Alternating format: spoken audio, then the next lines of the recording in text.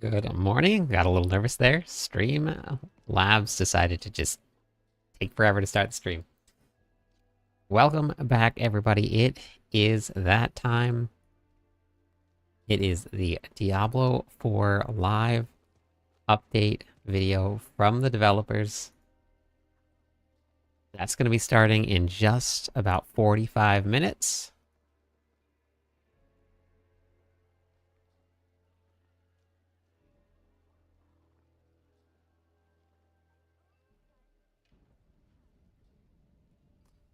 Is that not connecting now? Oh, because that's the wrong one. Okay. Get this up and running here. Get the stream set up, and then we'll get into the game. We'll do a little bit of prep. And check out all the crazy patch notes.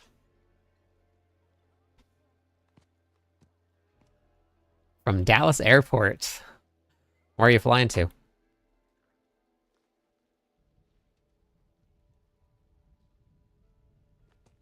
Good, we good? Hey, Brunord, how's it going? From YouTube.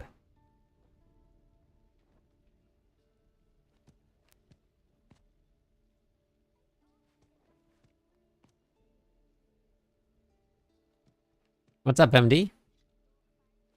Going to San Antonio. Okay.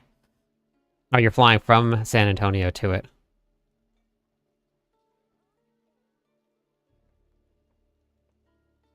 Follow the storyline, MD.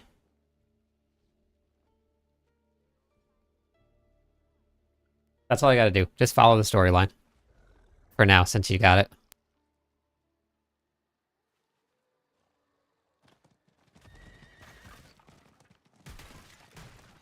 How long is that flight? That shouldn't be too long, right? From...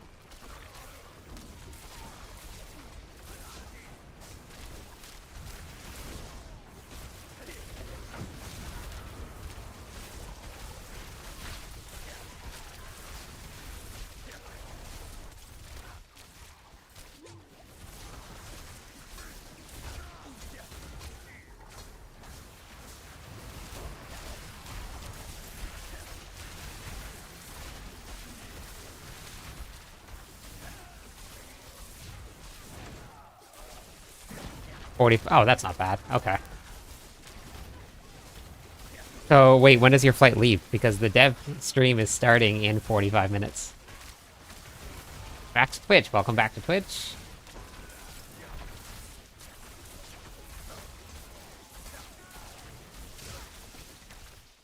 Probably just missing, like, some key aspects here.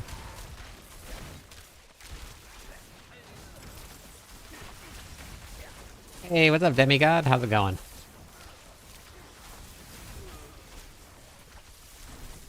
Yeah, yes, no ads there. Yeah, we got that.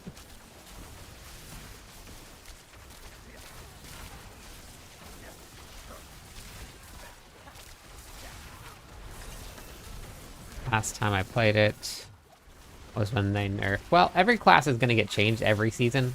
Just kind of... I mean, just like the PoE devs are kind of balancing a bunch of classes. We're going to see a whole bunch in Diablo 4 also. Actually, my favorite build from PoE is, I think, I'm getting a nerf right now, today. But I haven't really compared the two games, Rob, because they are completely different games. Hey, Travis. From Redmond, Wyoming. Wyoming? That's WA, right? We are going Barb right here, Season 7. Barb Nation. It's happening. We're doing it. It leaves in 45 minutes, give or take. Need to watch. Yeah, you're gonna have to watch the replay. All good, thanks for asking. Patch notes will more than likely drop right after the stream, yep. Yeah, there's a whole bunch of updates today, Rob. I've been playing a Stork, or a Witch, and that's getting changed. Exactly, Pyre. I don't know why either. We game, and we game for fun. We might as well just keep gaming for fun, not take sides and tell people that their games are terrible. So, MD, if you look on the screen, you'll just look for any of these quests right here, the purple ones. But also, if you go to your map here, you'll see all of the, like right here. These are seasonal quests. These are objective quests. So you just go here, and then you just click on the one that you want, and it's going to take you to the different objectives. So just do that. Hope to play Season 7 soon. Just reached Tier 3 yesterday. Nice. Just using the starter kit that you won. That's so cool. I'm glad that you won it, though. Washington, not Washington. Okay, I don't know why I was thinking Wyoming. Yeah.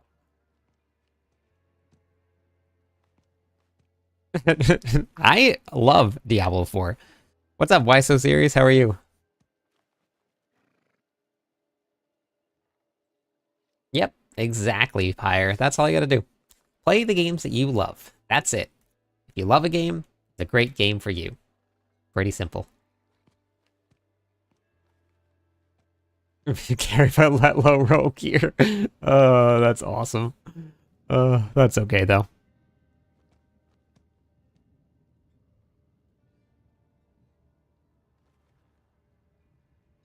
Hey, what's up, Gray?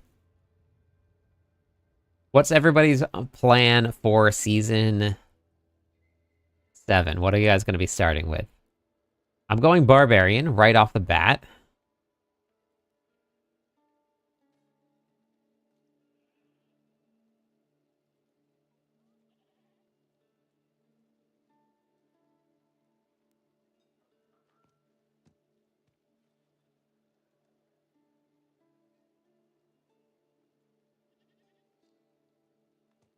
Rogue or Spiritborn. The meta this season was Spiritborn. That was literally basically any Spiritborn that you wanted to play, that was basically your meta. Good morning, Demon. From the West Coast. Nice. Yeah, it is 7 a.m. here for me right now. Be getting on a few hours once the kids go to bed. Nice, nice. Barb for sure. Waiting on my builds. So I have already, and I'm gonna have it. I'll actually put a guide together, and I'll post the guide. I'll explain the builds and stuff. But I do have a leveling build that I did for the Barbarians. I'll have it in Moblytics once the season goes live with a video, but I have it already put together here, and it's just a leveling build, not an endgame build. It has a leveling path right here. So it tells you exactly what levels to put in each skill point as you go down and utilize level up. So you can follow along with how I did it. So I already level tested this build in the current season, but not much changes from season to season. For the Barbarian, you're just getting a whole bunch of buffs, really, is what it looks like. We'll see what the nerfs and buffs are for each class today, but it's pretty good. So far, I have a Druid that I have to put into a planner. I have a Necromancer done right here. I'm on the Sork right now. I have the Spiritborn done. I just got to build the planners, make the videos, and we'll post all of it for everybody so you guys can have some leveling guides out. Oh wait, I actually think I started putting in the Spiritborn here, so I just got to finish it up. But I went with Poison, but I might just throw together a Razor Wing because it's going to be, I think, the hot topic for Spiritborns this season. George, I played. D4 has been awesome for me. I played with my two sons. I spent a journey over 25 years. Yeah, isn't it crazy, George? Me too. Me too. Matt's going Druid. I'm going to play the full campaign with the Spiritborn, then the Barb. Oh, you're going to redo the campaign? So I don't... Hello, my friend. Fire, thank Stay you. A while and listen. Thanks for moving over here. I appreciate it. Thanks for moving over to Twitch. With the way that the games work, you can actually skip the campaign if you've done it once before. And what that gives you the benefit of, and especially in this new season here, we're going to be getting... Actually, here, let me pull it up here, because this will be a little easier to find. I don't know, Sky. They're making a lot of changes, and a lot of the stuff that made Quill Volley great were broken things.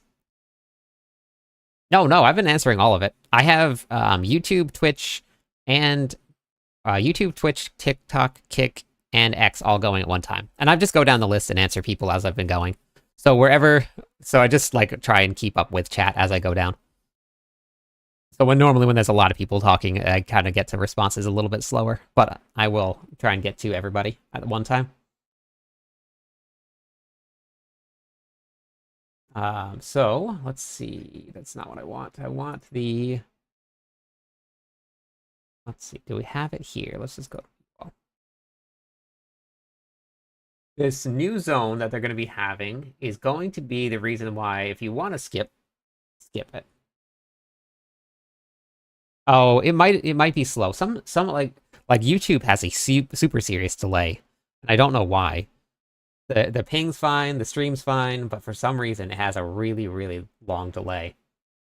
Let's see. Let me find the headhunt zone real quick.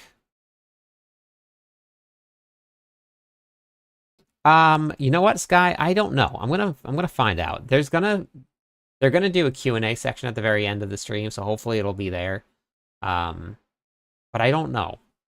I never actually play on the PTR or on the Eternal Realm, so I don't think so. They're not doing any major changes to gear. Thank you, Jordan. 6 months. Thank you. I appreciate that. That's amazing. Storkmane, Spiritborn, Alt, Season 6. Had a bunch of mythics from the stash from Duriel. I rolled a Barb the other day, leveled up. Yeah, Barb is amazing. It's so much fun. Hey, Kirito. How's it going? Got all my Season 7 prep done. Just pushing pits to see how far. Perfect. Yeah, that's what this time of the season is. Just kind of figure out what you're going to be doing for the next one.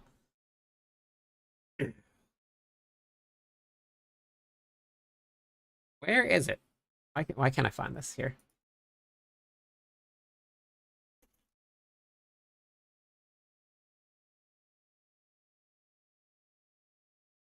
This is what I wanted. Okay, so this is a very long roundabout answer, but the reason, if you have already completed the campaign, if you haven't completed the campaign, absolutely go through and do the full campaign. It is absolutely worth doing, but if you have already completed it, when you get into the new season, if you can skip the campaign, this is going to be the new headhunt zones. I played this on the PTR, and it is awesome, and it is really insane. The monster density is through the roof, like really high. It's pretty cool. So I would highly suggest skipping the campaign, heading into this. Hey, Penny. Hey, Patria? Is that right? Patriarch. Oh my gosh. Oh, it's early. It's only 7:30 a.m. Give me a break. Hey, Jordan. Yeah, I can't wait for the armory either. All right, so. Yes, you have to do Paragon all over again. Every season, you have to reset everything. The only thing that carries over is just your Renown.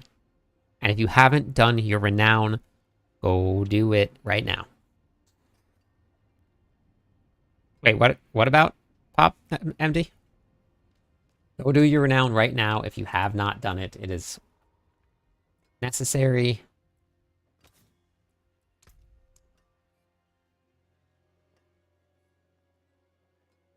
Parties can go up to 4 people.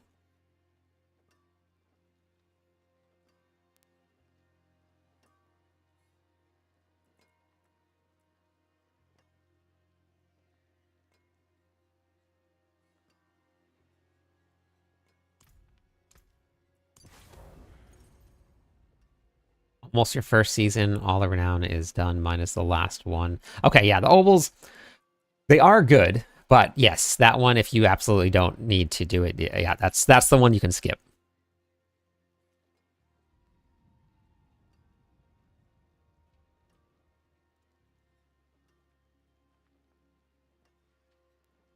Poison is just fun. Yep.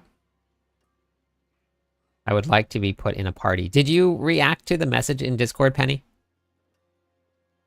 And then this goes for anybody that is new, that is just tuning into the channel.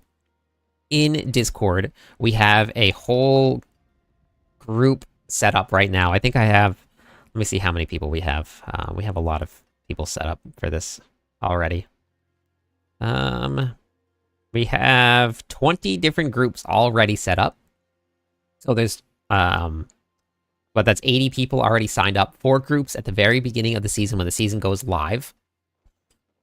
So the Discord, if you're on TikTok, I don't have any way to give you links. It's on my profile page. If you're on YouTube or Twitch, you can type in !Discord. When you hop into the Discord channel, you go to the announcements channel. In the announcements channel, the very last thing that was messaged right there, you just react to the little check mark only if you're going to be on at the very launch of the season. If you're not going to be on at the launch of the season, whenever you hop on, just ask for a group and see who's running.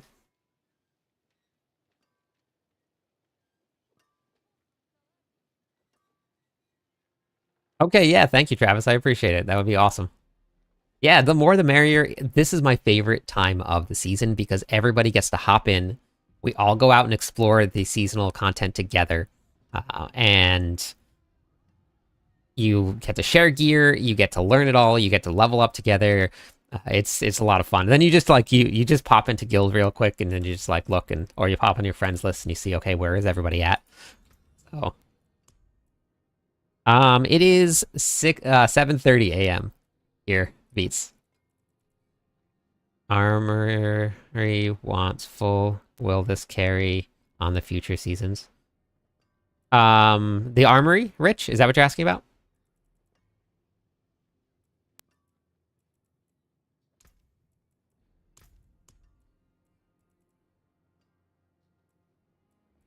Hey, Hello, my friend. thank you. Stay a while and Thanks for the listen. follow.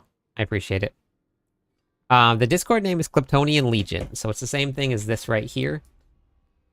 But it's on my profile, my TikTok profile. You can go to the link tree there.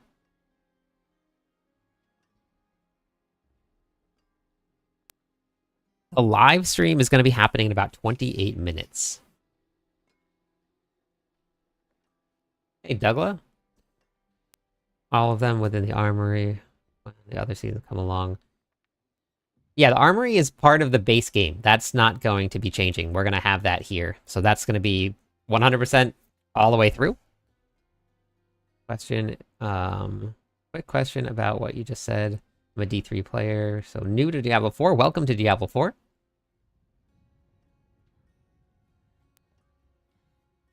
To live the renown.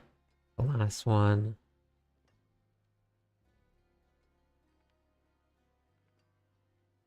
You can, but every single season, Katya, when you start off, this is what it looks like here every season.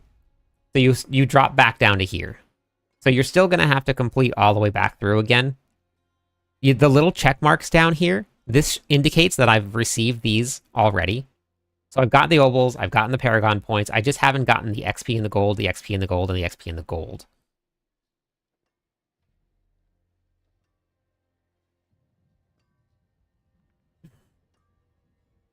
Yeah, Skytrap, just give me a couple minutes. But if you go to the TikTok profile, I'll have the link tree there, and you can just click the link, and it'll take you right there.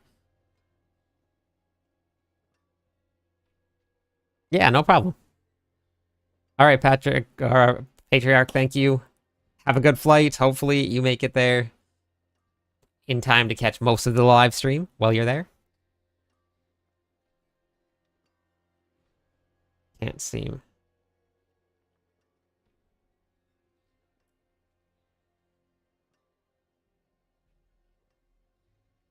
How do you find... What? Oh, here, hold on. Give me 1 sec. Let me pull up this real quick.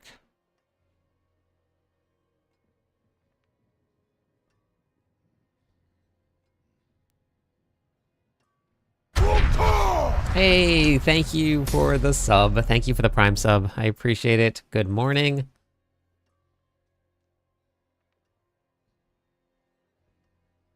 All right, so if you look here on the screen right here, this is the name of it. Sky, right here, Klyptonian Legion. And then what you need to do If you haven't had it activated yet, you can just go here. And make sure you click on Show All Channels. So if you click on Show All Channels, then the announcement channel should show up. The announcement channel should look like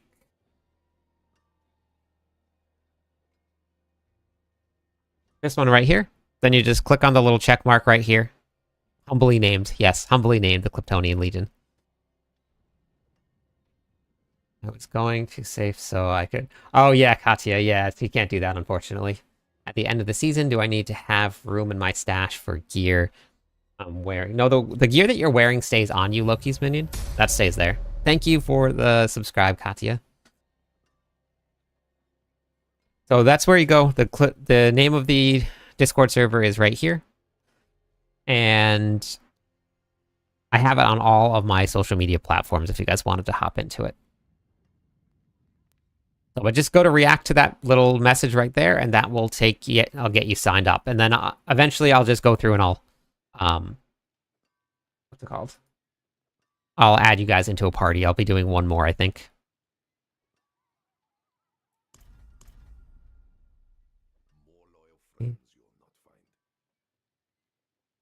Yeah, Penny, that was it right there. So you just go to that link right there in Discord. So you just go to this one right here. Go to where it says announcements right here. And then you just click on this. And then I'll go through this week and I'll sign everybody up for some more groups. You can only have a certain amount of stash tabs. You can't add any more after that. So once you get through this, you can't add any more. That's it.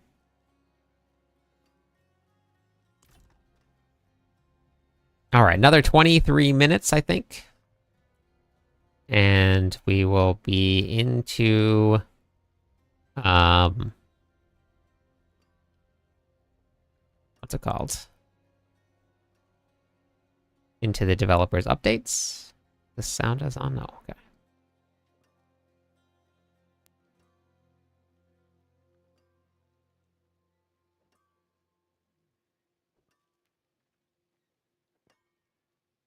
All right, Skytrap, I just checked the...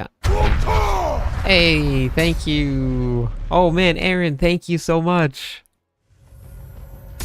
Thank you. Thank you. That is amazing. Thank you very much. Let me add some points here.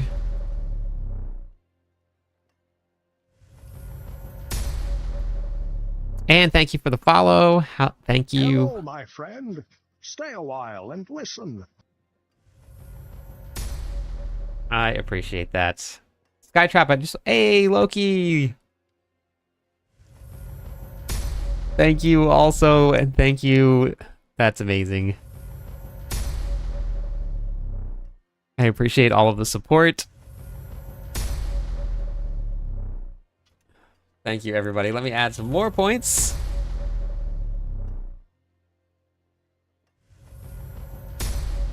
There we go.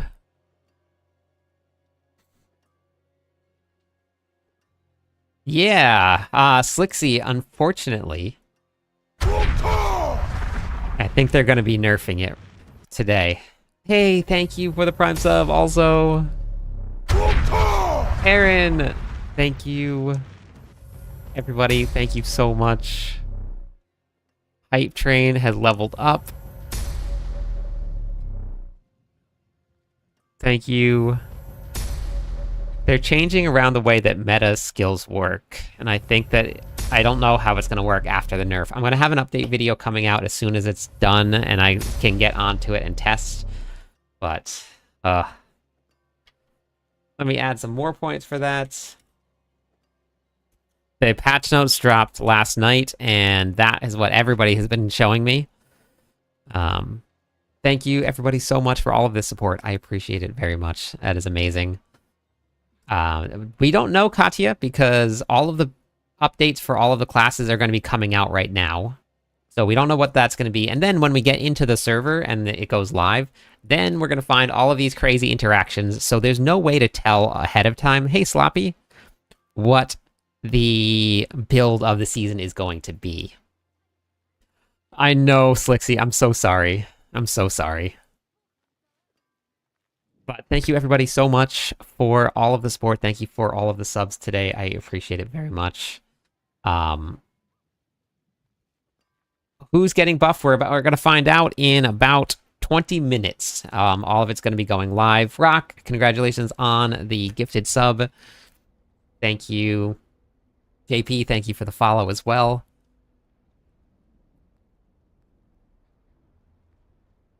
Well, they're fixing the Spiritborn. The Spiritborn, it's going to actually be very fun to play the Spiritborn this season because we've never actually got to experience what the Spiritborn looks like.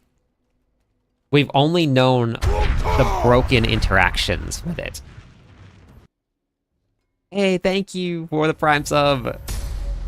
Trissy, thank you so much. I appreciate that. It's going to be starting in 19 minutes. Devs. Snakes. Why did it have to be snakes? Yeah, the dev stream should be starting in 19 minutes, so we'll be getting there. Don't do it. Don't do it. You don't want to do it. You want to live. When the hype train is done, we'll give away some more points on Twitch for everybody, so thank you so much for that. Twig. Update for which, Kay? Mahatma, how's it going today?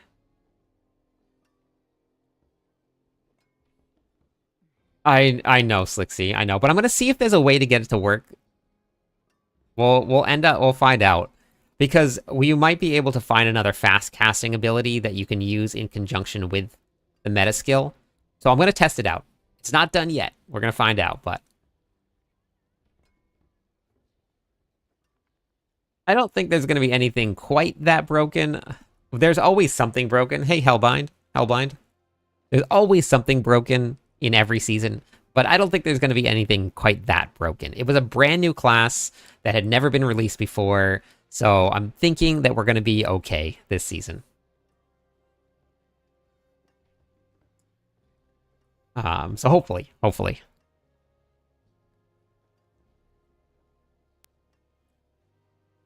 Skytrap, right on my my profile here for TikTok, you just click on this right here. Click on the link tree. And then that takes you right here, and then you just click on the link right here. And then that pulls up the Discord right there. So that'll be there for you.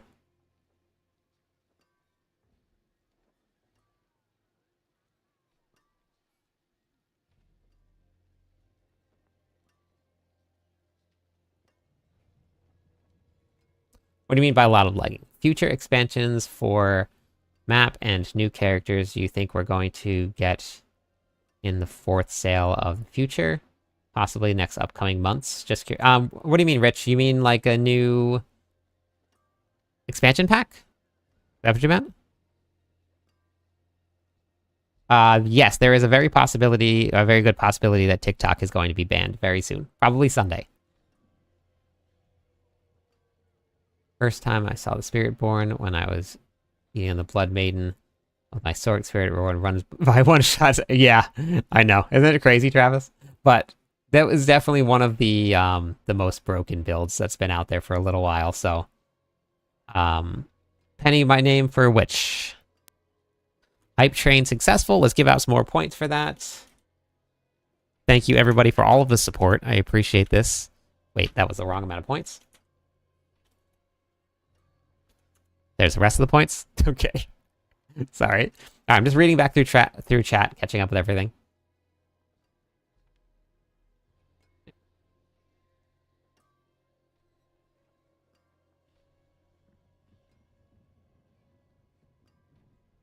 All right. Good, thank you. Hope everyone has a great campfire chat. Me? Yeah, I hope everybody has a great campfire chat too. The question. Okay, yeah, so the future expansion packs, if they follow the same timeline for expansion packs, then you're looking at like 9 months to a year for the next expansion pack, somewhere around there.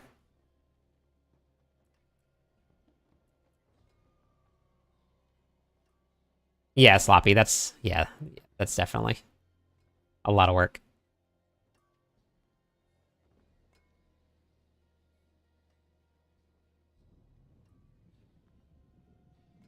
Hey, from Denmark. Welcome in. No, I always go male barb. Hey, what's up, VRN? How are you? They said that they're gonna add more acts to VA. I missed that then. Dev live stream should be happening very soon.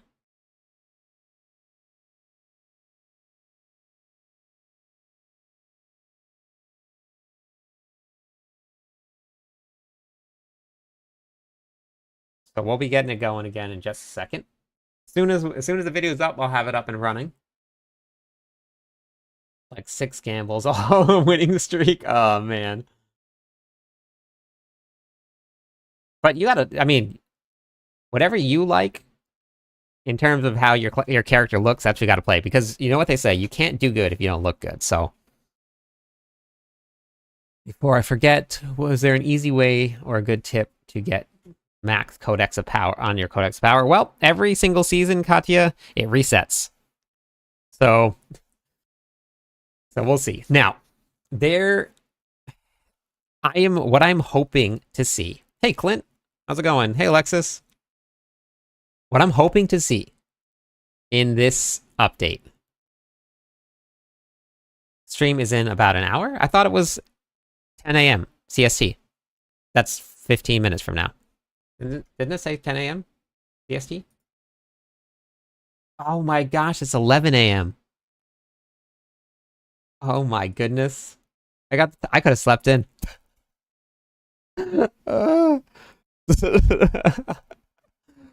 Oh my goodness. Wow. At least I'm early and not late.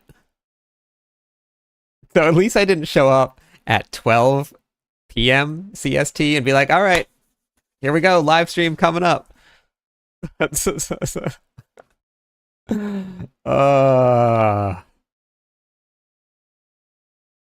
Yeah, I'll be on for a little bit longer then, I guess. I'll be on stream and I'm gonna just start leveling up my Sork again. That Discord is my Discord link server. It's the Klyptonian Legion server, Skytrap. Yeah. So okay. So what I'm hoping to see out of this expansion pack for gear. Now they already. No, perfect. That's fine, Katya. That's what I do this for. Yep, we can hang out for another.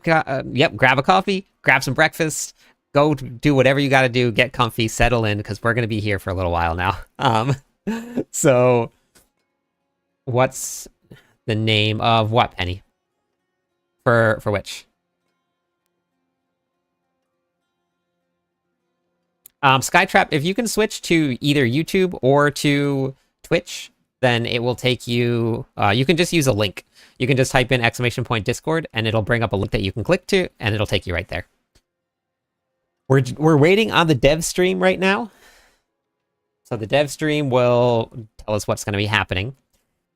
They made some announcements already. And I posted a bunch of videos about what is going to be changing in the new season.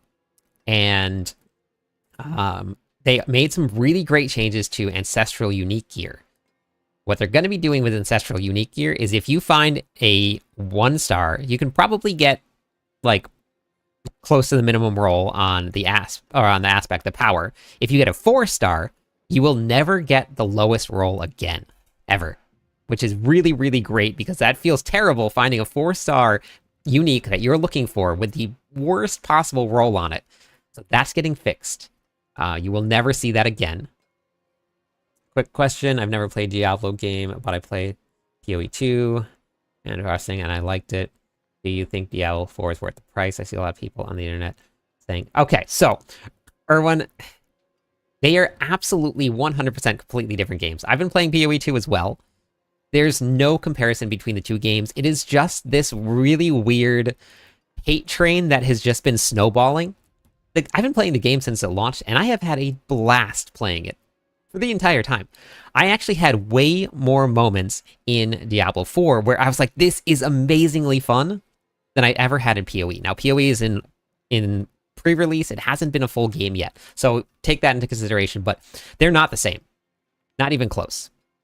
If you want to have a lot of different options when you hit max level, Diablo 4 is going to be your choice, because you have, even if you never played, I'm going to list them out and we'll talk about what they are, but you have Helltides, Whispers, Nightmare Dungeons, Pits, the Infernal Hordes, the Undercity, and the Dark Citadel if you do get the expansion pack. So you have a ton of different options to go do when you hit max level.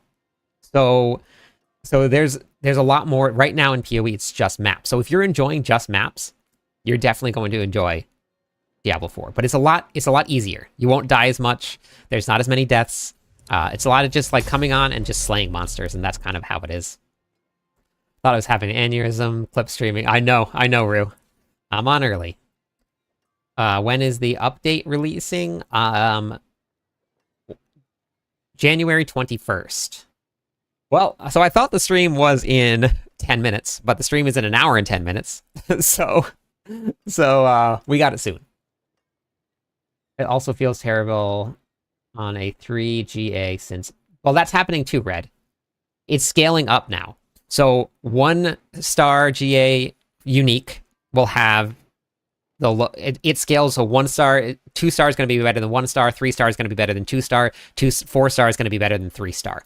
So it scales up as you go now when you find uniques. So it's a really, really good change.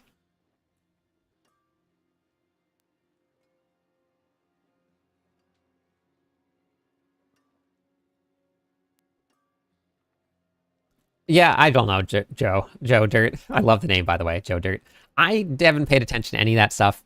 People come in and have told me about, like, I don't know, stuff with Rob and stuff with Elon, but I don't care.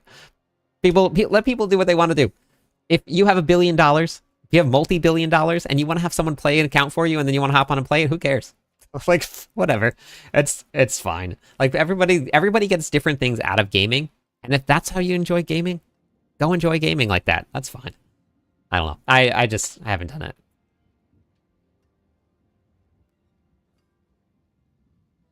Yeah, everything's posted in there, Skytrap. Just take a look through. We have a ton of stuff in there. We have a whole bunch of stuff in there. Builds, videos, updates, news, groups, all of it. Time here in Denmark is 6:51 p.m. Okay. You are 11 hours ahead of me. Still waiting to be added to Legendary on Xbox. Did I miss something? Wait, what do you mean, Matt? I'm still waiting to be added to my Legendary or Legionary on Xbox? What does that mean? Added to the Legionary on Xbox. Thinking about making a Druid next season. When you will be dropping the starter builds again. I still have to make all the videos for them, ETB, but I will be dropping them very, very soon. Possibly the morning of. I might have them all just released then so everybody can log on in between the one season ending and the new season starting. Then everybody can look at the build guides, figure out what they want to play, and do kind of something like that. Okay, so... just kind of I'm moving down the list of chat, and I'll catch up with everybody. My biggest beef with Ancestral Gear is 99% crap, and Farming Chair also the same way.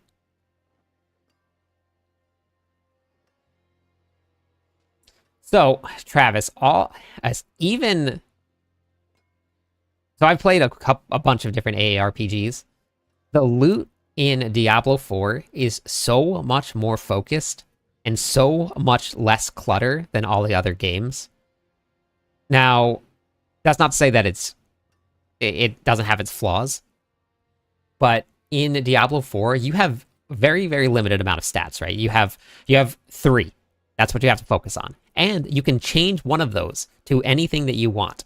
That means you have 2 random stats. Yes, you may not get all of the GAs that you want, but playing all of the other ARPGs, you're looking at 6 random stats that you're going to have to find.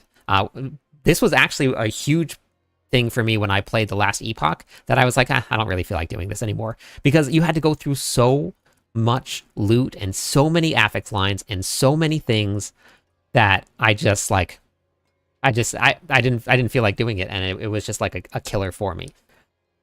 So yes, the drops can be a little bit bad, but I ran through Pit 100 on pretty much every class that I played on this season, and my gear was not perfect. My masterworking wasn't perfect. So there's ways around it, but they have to have some sort of search, some sort of hunt, something that feels like you're still searching for it, or else if we got everything that we wanted, most people already quit, 2, 3, 4 weeks into the season, and it's a 3-month long season. So they have to have something. So I do get that, but it is the chase for AARPGs. That's just the way that the chase has always been. You just farm and farm and farm, and eventually, hopefully, you'll find a piece of gear. Yeah, so the secondary is what I'm talking about, Katya. If you go through and you look at these, the part where it says at the very bottom, not the affix lines at the top, but the bottom is going to scale. The more greater affixes that you have, the higher that's going to be. Oh, you're in Brazil. Cool. Another thing is you can farm tier 4 Nightmare Dungeons and 750s commons are dropping. Yeah, that's kind of the way that it is for most AARPGs, is that it's just like you're going to find a lot of crap. There's going to be a lot of stuff that you have to filter out and filter through. They've already cut back a whole lot on what drops, what's getting converted to mats, what won't drop in higher tiers. So they are working at it and making it a lot better. But the quality of life is definitely pretty high in terms of gear, especially compared to a lot of the other AARPGs. Yes, I did say your name, Katya. Yes. Oh, I said your name right. Oh, good. Perfect. I was hoping so. Thanks for the share, Dexter. Hey, Naomi. Will you make a whirlwind bar for season 7? Absolutely. The very first build that I have for leveling, Naomi, right here, is going to be a whirlwind leveling build. So, it's coming. It's coming. Oh no, I didn't think you were hating, Travis. No, you're good.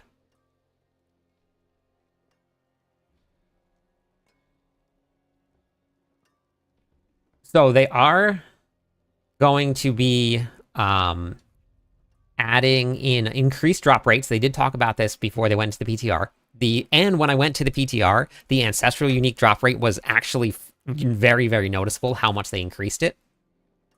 What I am hoping, hey Steven, to see is, so for the legendary aspects, and I've been talking about this since like halfway through this season. If they make it, hopefully, where anything that you get for the ancestral uniques, the aspect on that can only roll whatever so let's say you have a non-ancestral unique, the aspect is here, you get an ancestral unique, and then that can roll in this range. Doesn't have to be perfect and not maxed, but if they have it so that it starts at where the 750s end, I really, really hope that is what's going to happen. Oh, maybe I missed that then. Maybe it's how I missed that, Sloppy. Because that would be amazing. That's what I was hoping for. Do you know a good way to make money in the beginning of the season? Okay, so, Kato, is that right? Kato? Kato? We are going into the season of whispers, and there are whispers everywhere. The new zones are full of whispers, and that's how you're going to level up your new seasonal reputation in order to unlock your witch powers. Whispers are getting a ton of gold. So you actually probably will not have gold issues this season, especially early on, because you're going to have to open up so many whisper caches. So I think that they probably have fixed that. We need a bigger maps. The quests will be the same no matter the difficulty.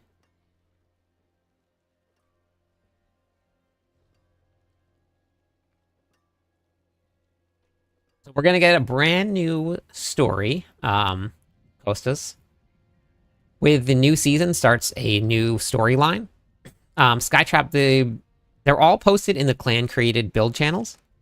So if you go down and you look through the channels there, right below where all of the classes are, there's clan-created build channels. They'll be right there. 1 more hour, until it launches. I thought it was going to be now. I got the time wrong.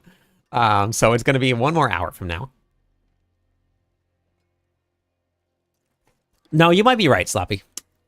Yeah, you might be right. But yeah, we'll get to see very, very soon. 1 more hour, that's when the server goes live here. I thought it was now, got that wrong, apologize, but we're going to be seeing it right here, 11 a.m. It's happening. Yeah, hey, Penny, welcome to the Legionnaires. Thank you for the support. That is amazing. I appreciate it. Joe Dirt, I'm very hyped too. Hey, Vintage. Torment 2. What build? And the best thing that I can say, no matter what, is resistances. Yeah, I already ate breakfast. I actually did that. Questionnaire from Blizzard. It seems like they're collecting players' feedback. They are. And if you, Kostas, if you played the game from the launch of the game, which I have, I played at launch, till now, it is completely different. The feel of it's different. The loot is different. The gameplay is different. The classes are different. It's pretty crazy. All right, Travis, see you in an hour. So Spiritborn, if you're trying to move from Torment to Torment, well, with the Spiritborn, there's very specific ways this season to build Spiritborn that make it really, really easy to do anything on. But in the next season, that's going to be different. What you want to focus on, especially in the Torment tiers, you make sure your resistances are capped. Make sure your armor's capped. If you don't know what it is, it's 1,000. And it tells you right here when you mouse over it. Those are going to be the biggest things. Because you can do damage. It might not be a lot of damage. But you can do damage. Thank you for the subscribe. You can do damage and stay alive. If you're alive, you're good. But if you have a really, really great build that does a ton of damage, but you can't stay alive, then it's not going to really get you anywhere. So sacrifice some of those offensive stats to go a little bit more defensive, and then the damage will follow a little bit after that. Then you can start building as your gear comes alive. So there's a whole bunch of tricks to it, and then learning the class and learning what, and this is why a lot of people don't like to follow build guides. Perfectly fine. But I do suggest you look at build guides to see what people are using in order to know what is going to work to get you there. Because the build guides are out there for a reason. That's what is working. In games like this, no matter what you're doing, there has to be things that are going to work and things that won't work, because that's just the way that these games go. So even if you don't want to run the meta, then a lot of times you're going to end up getting stuck back a little bit. When they make changes to things, they try and make changes to balance everything completely, but it never happens that way in any game, in any of the AARPGs that are out. The Mystic Circle is hard to get there with all the rest, because I just started to play 3 weeks ago. Yep, Katya, welcome. Love to play with a sorcerer. My favorite build is Ice Orb. My favorite build is Ball Lightning, Naomi. Actually, let me show you my Ball Lightning build from this season here. Let me hop onto it. This one is my favorite. This is a build that came out in Season 2, which is actually where my favorite Barbarian build came out of, too. My favorite Barbarian build was the Whirlwind Hammer of the Ancients build, and that came out the exact same season as the Ball Lightning Sork did. Okay, yes, resistances will help a ton, and it seems kind of like a useless stat, like, okay, resistances, whatever it is. I promise you, it makes a huge difference in how well you survive. But do armor as well, because if you run under cap, it makes a pretty big difference. The hits are much bigger. All right, so let me show you my Ball Lightning Sork. I guess we'll just go kill something somewhere.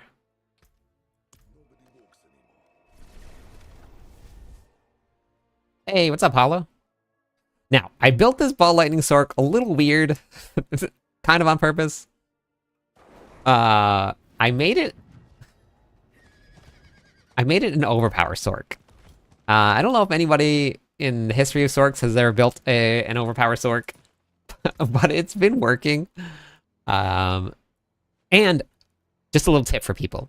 You get your tributes, if you've if you have the expansion pack and you've done the Deeds of a Champion quest, you start getting your tributes actually very, very early, and you can do them, and you can get guaranteed legendary gear very, very early in the game. This is a really, really great way to, like, if you need some aspects, you need some gear, you just do this real fast. Dex will probably be more important, Benzie. We'll see how it goes, because we don't know what the meta is going to be like, but if it still is an overpower build, let's say Razorwing still runs overpower, then max HP is still important. HP has been important for overpower builds since Season 2. Yes, the Undercity itself actually is an incredibly good farm. Not only that, but you actually get experienced ones early on too. Which one do you get legendary fast? So the tributes right here actually tell you which ones they are. So if you look right at the top, right below the description, this one here says, earn legendaries at attunement rank 1. So it tells you which ones they are.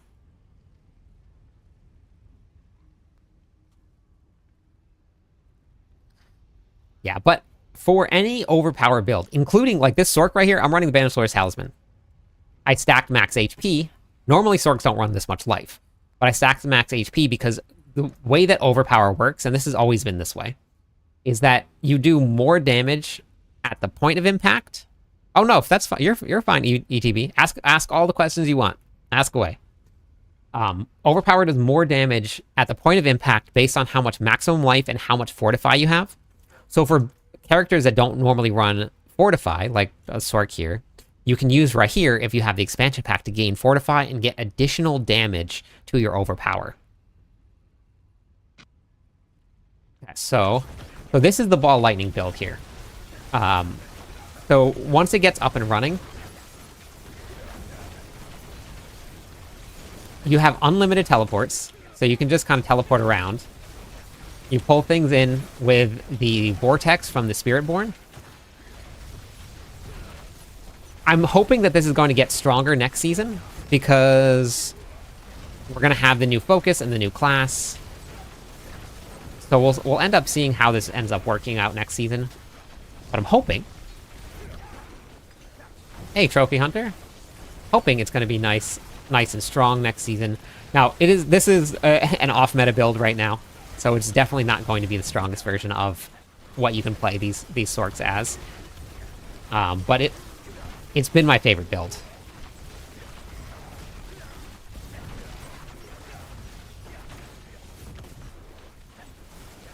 It stuns everything right away. You have 100% uptime on your Flame Shield, which means that you cannot take any damage whatsoever. Hey, Hala, thank you for the Prime sub. Thank you. The damage right now in this season, right, is lacking just a little bit compared to some of the other Sork builds, but I think that Razorwing might end up being the strongest build. We'll find out pretty soon.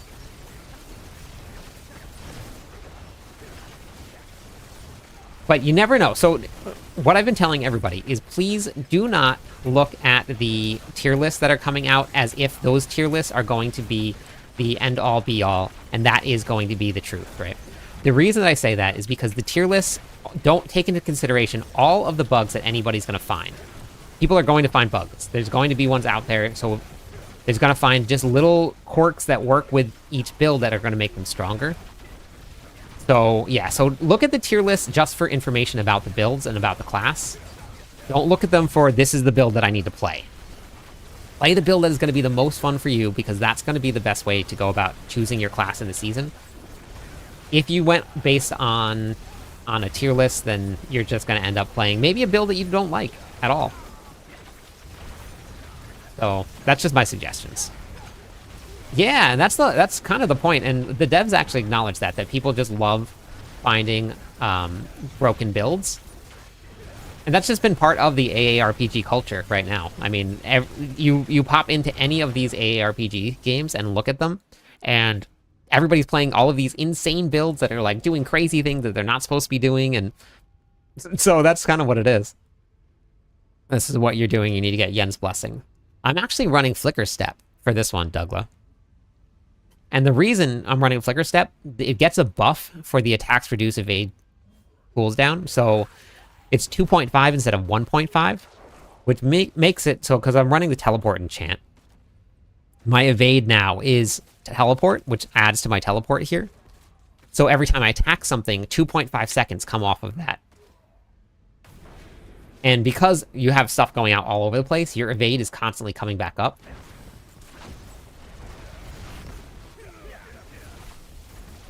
But yeah, this is my favorite Sorc build. Always has been. And probably because it feels very, very like melee-ish. You're always going to be in melee range of monsters.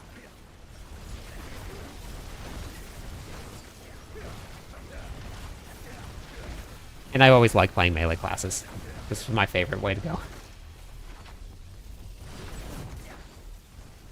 But you see how everything in the whole room is stunned?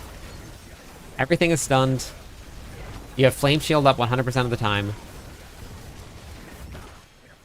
Which means that you're invincible. No, not unstoppable. Like, you don't have to worry about getting stunned, crowd controlled. None of that.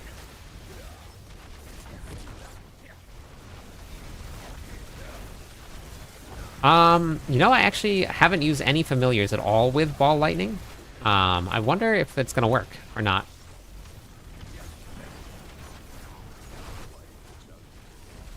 Yes, nothing does touch you, yeah.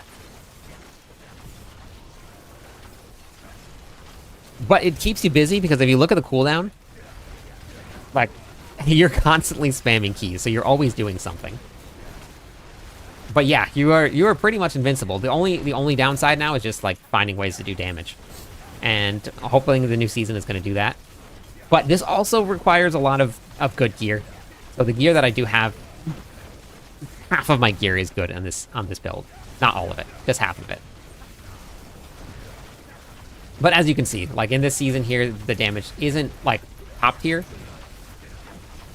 So eventually, maybe we'll see some big buffs to Ball Lightning. It may not look like this next season, but it's going to be pretty close. Yeah, no melee problems with Flame Shield up all the time. The infinite teleporting is super fun. I love being able to just like bounce around the map. It feels like Diablo 2.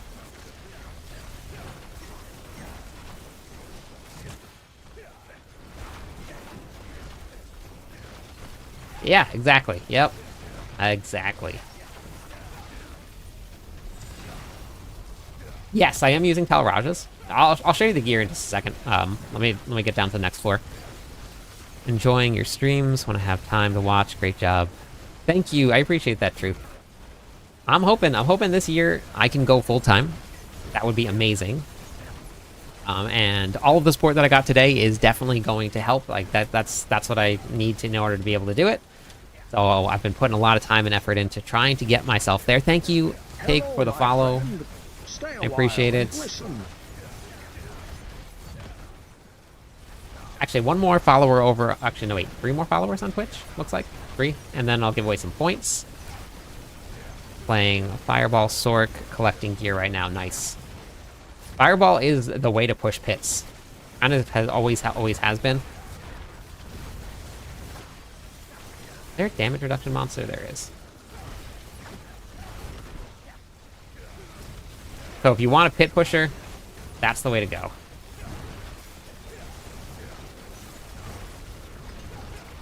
Okay, I'll show you the gear. Let me just get down to this floor here. Thanks for the subscribe. So the gear for this that I'm running Harlequin's Crest for the cooldown reduction. There might be another helmet out there that gives you more damage, but you won't have the same cooldown reduction on it. Hey, Edgar. I'm running the Shroud of False Death because it is insanely strong. It's so hard. I'm mad at YouTube for taking me longer to show your channel. I'm sorry, Joe. But at least you found it, so thank you. We're running Flicker or Fists of Fate. Terrible masterworking here. That's not how it should look, but that's just what I got. So I think with a little bit of fine-tuning on my masterworking, this would work. Tibalt's Will. How to get... Which one? This one right here, Take? The Mystic? The Mythics?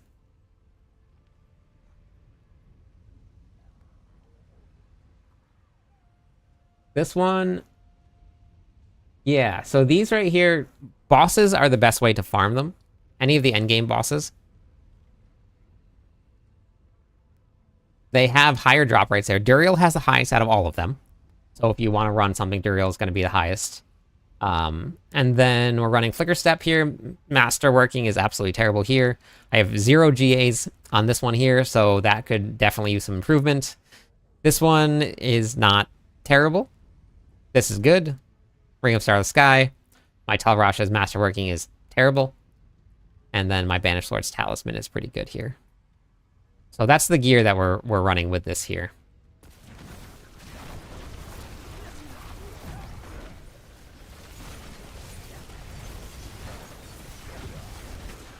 But when the overpowers happen, the damage is really, really high, which is why I stuck with the overpower.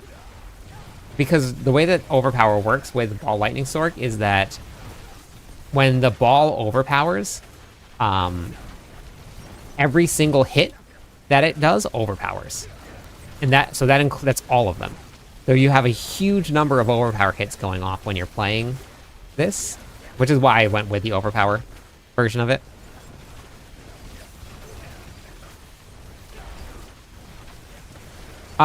You have to, so, and that comes with kind of like knowing the class and what's gonna be the most, like the best increases for your damage. So for like this one here, I only took the ones that were absolutely necessary for aspects, which was gonna be gravitational for this. So with gravitational, that's what makes Ball Lightning move around, and I need the attack speed from accelerating. So those were the two that I ended up taking with this. But you can always go to the training grounds and test. So like I actually went and tested just regular aspects versus running the Ring of Starless Sky, because I wasn't sure if like maybe if I took Starless Sky off, if I would see an increase to something. I put on an aspect and I didn't see an increase. So that's a really good way to kind of go about it. You can just go to the training grounds. I highly suggest training grounds for all your testing. Oh, I was wondering why there was no damage going out. Those damage reduction monsters are brutal. I'll show you what the boss fight looks like here.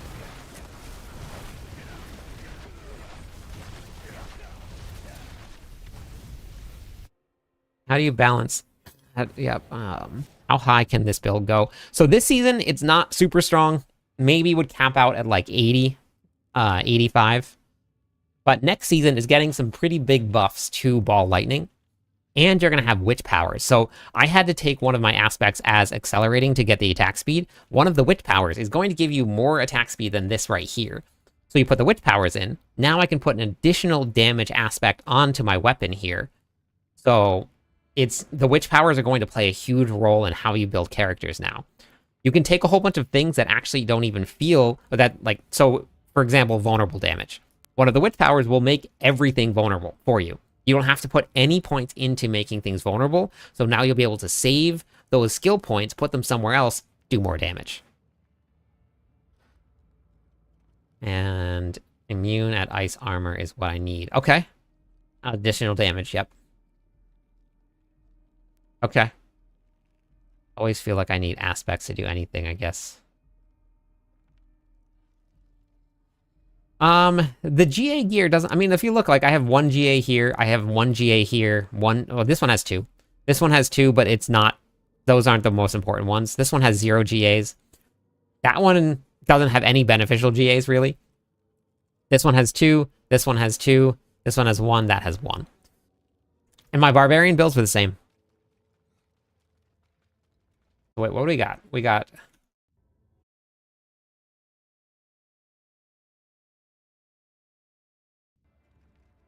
Hey, Leo! How's it going?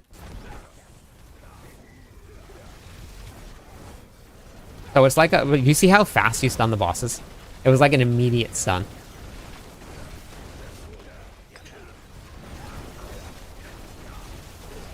And the boss is stunned again. Oh, actually, I guess I can't stun him right here. There you go. Now he's stunned. And as soon as the stun goes off, you see how much faster the damage goes out? So that's what it looks like with a boss right there. Yep, exactly. Play the builds that are fun. Fun for you, that's the most important thing.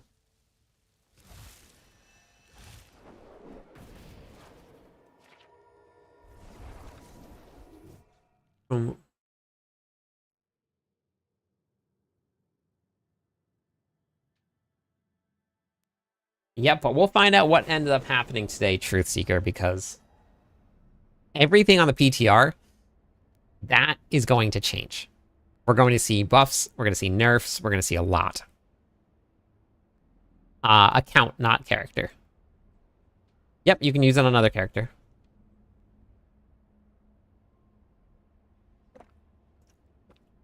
All of the strongest builds normally end up getting nerfs at some point.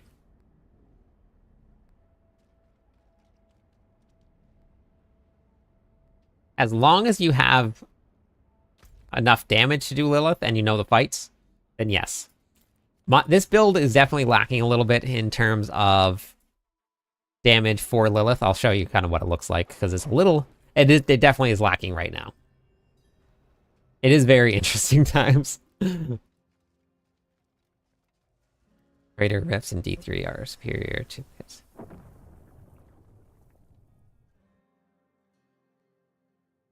We'll see what end up happening for leaderboards here.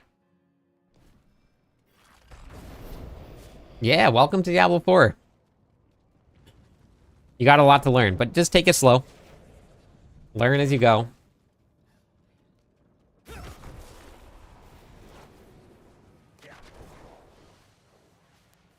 Alright, so I'll show you the Lilith fight here. Now, remember, the damage here is not great. This ball lightning build is not the strongest. Not yet, at least. Like, compared to the barbarian that I have, way, way different. I get another stun off. Yep, I did. Beautiful. Okay. But she's gonna fly up. She's gonna do another phase right here where he's gonna spawn 2 adds. So now my options here are to just fight these adds. Once you kill the adds, that's when the yeah, there is a second there where there's some downtime. So I do have to avoid these a little bit. It looks like I'm gonna have to avoid them. It looks like there's a second or so with her abilities where I'm gonna have that downtime. So I'll just start avoiding the things. So we'll just kill some more.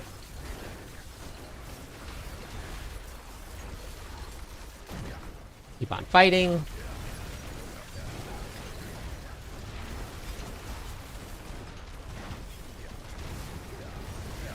Okay, so this is how the actual fight goes.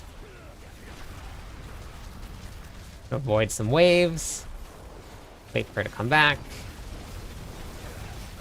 So once you actually have done this fight a lot, you learn where the waves go, and then you can avoid them. And with a sword, you can just like teleport right out of it. You're gonna go down. He goes. See if we can make it out of this. No, we won't even make it out of this fight here.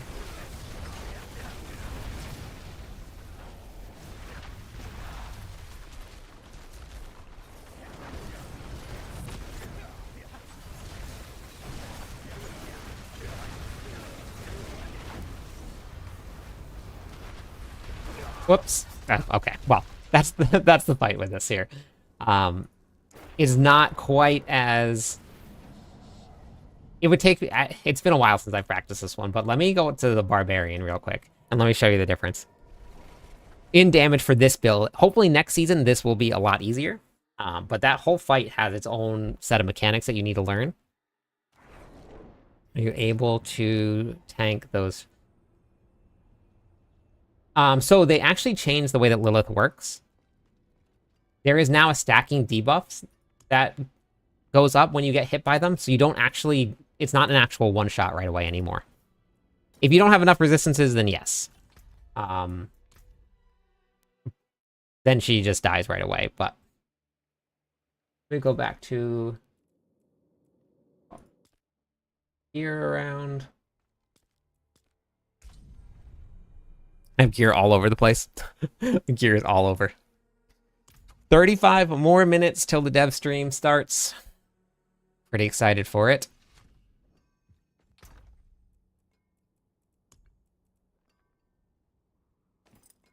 Here.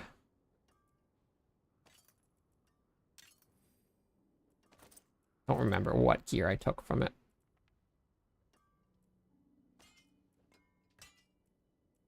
Runes. Warcry and here. Good.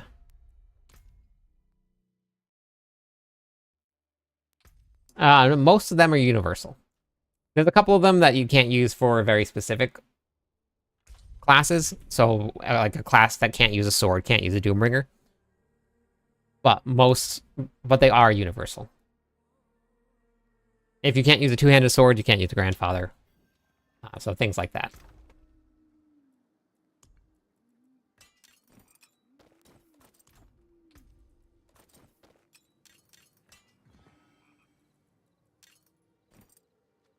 Wait, did I grab? I thought I grabbed the boots. Did I not grab the boots? Guess that's fine. Oh no, wait, I do need yens. I need yens. Oh, I have one here. Okay, that's fine. That'll work for now. Alright, so I'll show you Lilith on the Barbarian and the difference between these two fights. Alright, Quail Volley. I'm not getting the movement speed. I'm down 20 in that fight. Yeah, you gotta get the movement speed. That's super important. Honestly, I put on... Sometimes I'll just keep a movement speed amulet or boots in my bag for the different phases in time for that fight.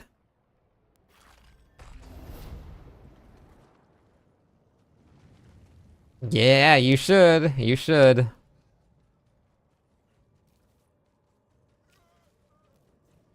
So this is my Deathquake Barbarian, and this Barbarian actually will be viable next season. Like, you don't actually even need to do much changes whatsoever other than a couple different skill points. Oh, I don't have any of my... I don't even know why I'm putting these on. I don't need them on. So for this fight with the Barbarian, so you saw how it was with the Sork, right? So this is with the Barbarian here. Whoops. I didn't even know I was attacking her. So that's the Barbarian. A little different.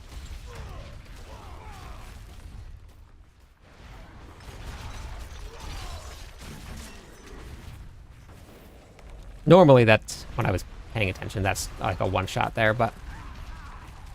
So, much different. Yeah, I thought it was at 8 a.m. my time, but it's not.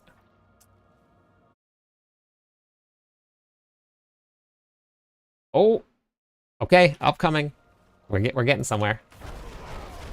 So if you just spawn a bunch of these earthquakes below you, then you just watch for life go down, and then that's basically the fight right there. So a little bit different than the Sork. Yeah. Yeah. This is my Barbarian. This is my favorite class. So then for the fight, you start at that corner over there, and then you just run around the corner here. So you see how my movement speed is a little bit low? Once I go stealth, then the movement speed kicks in. But that's the only way that I can outrun those. But you run all the way around, wait till she cuts the platform, then you run across, and then you run back around. As a Barbarian, if you need to and you come out of stealth, you run all the way down, run all the way around here, all the way around the top, come all the way back down the bottom, all the way around. When she cuts the platform, you run over. You keep on running around the very edge. Always stay on the edge. Run around the circle here, wait for her to teleport back, and then you can just kill her right there. So the edge of the platform is the way to run. You start the very first phase here, you run all the way up, and then around, down, run in front of the boil here, right here. You wait until she cuts the platform again, then you run around here. So this is my Deathquake Barbarian build. This build is pretty insane. I love it. Yeah, I mean, I've done this fight a million times. Exclamation point Deathquake, I believe I set up, I think. If not, I'll get a link for it. I think it is.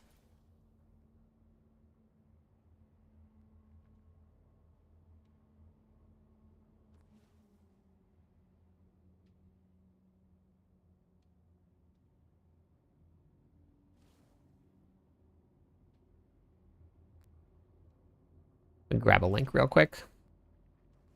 That doesn't, I'm grabbing a link. I don't know if that's set up yet or not.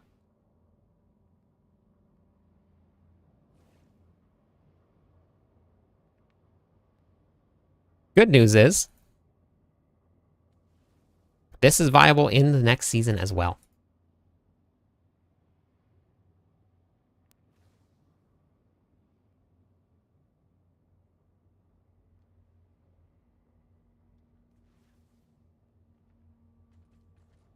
I didn't actually get to try Bash this season.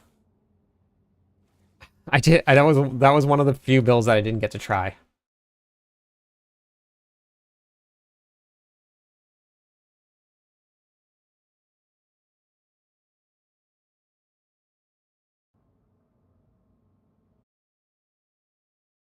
All right.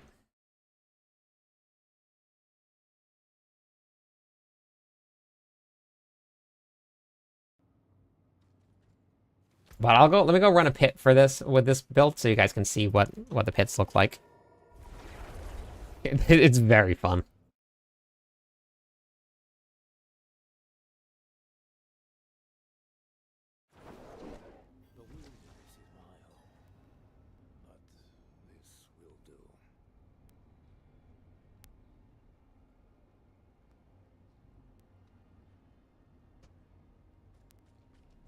I'll do something, I guess, probably on the easier end. We'll just do 95 so we can run through it pretty quick.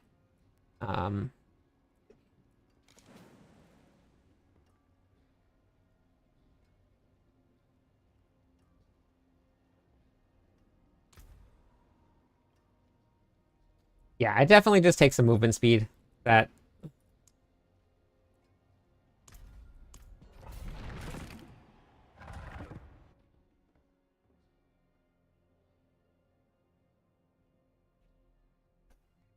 and then learning the fight. It is a tough one to learn. I died a lot learning that fight. So because your Steel Grasp becomes a core skill, you can now spam Steel Grasp. But with this build, right, you're going to grab everything, and you're going to pull it into the corner. And then you just stand in the corner, and then you just watch as Monster's Life die. So this is a tier 95 here. Just keep my buffs up. You keep all of your buffs up here, and then Jens casts your, what's it called? Your Rallying Cry, and that makes you unstoppable. You get your Earthquakes down, and then your Earthquakes do all of the damage for you. But you just Steel Grasp everything into the corner with you, so that you can, like, grab big groups, and that Death Blow hits everything right away. Oopsies. Almost died.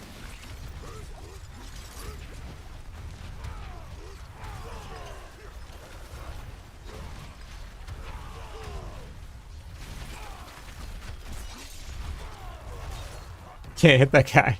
That's fine. Love this shrine. This is my favorite shrine.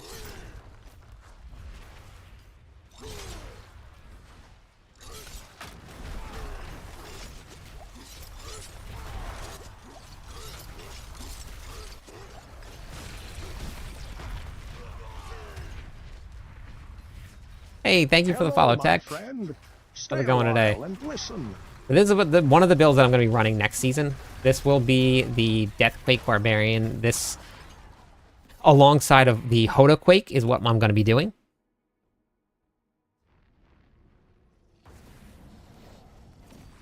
That's okay. I'll show you where the channel is, but what's your name in Discord? Okay. I'll just tag you in the channel.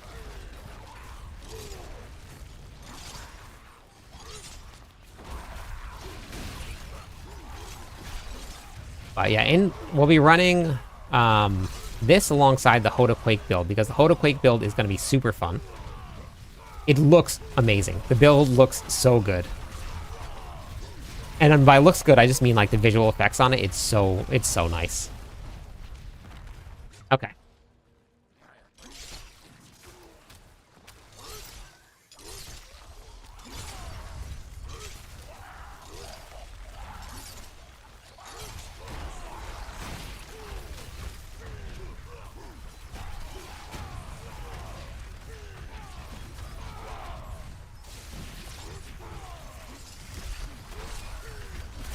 Yeah, so there should be an option at the very top of the Discord server to search for channels. And you can just search for the clan created build channel, but I'll tag you in it after this run. But if you wanted to look for that, hey Tom, how's it going?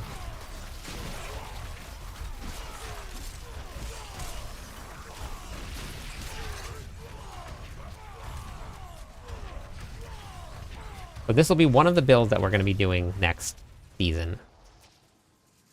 I'm pretty sure that I went up to like 125 in the pits with this build on the PTR. Now, I'm assuming that's probably going to change just a little bit, because I think one of the aspects, at least from what I saw, was a little overtuned. So they'll probably be changing that aspect a little bit. Hey, Tony. What's going on? 24 more minutes, I know. Excited.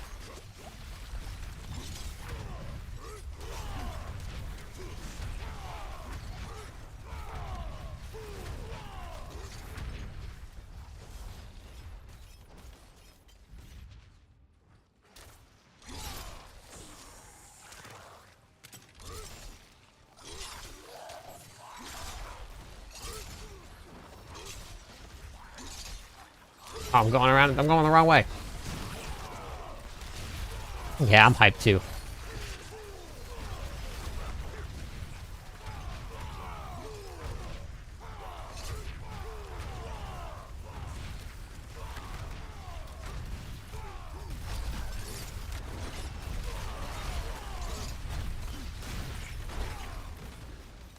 Go back and we'll get to the boss. I'm good, Ava. How are you? What game are you playing, Ava? Ava.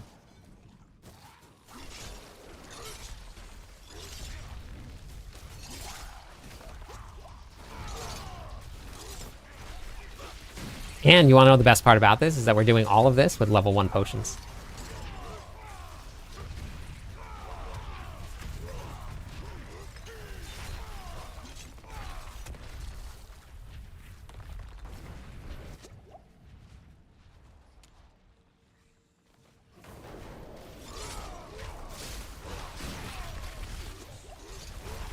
Ava, what game are you playing?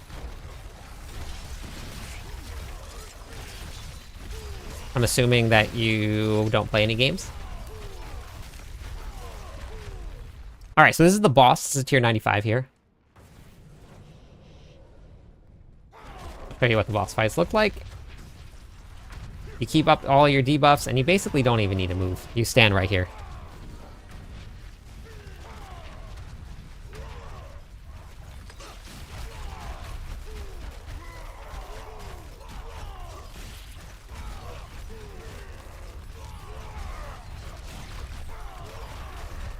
I gotta see if I have my Whirlwind Barb set up. Let me see. Let me go check my gear and see if I had it set up. I might have redone my Whirlwind Barb into this build here. So I'll have to go double check.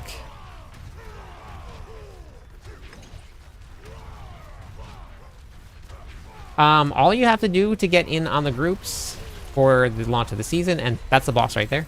95 boss.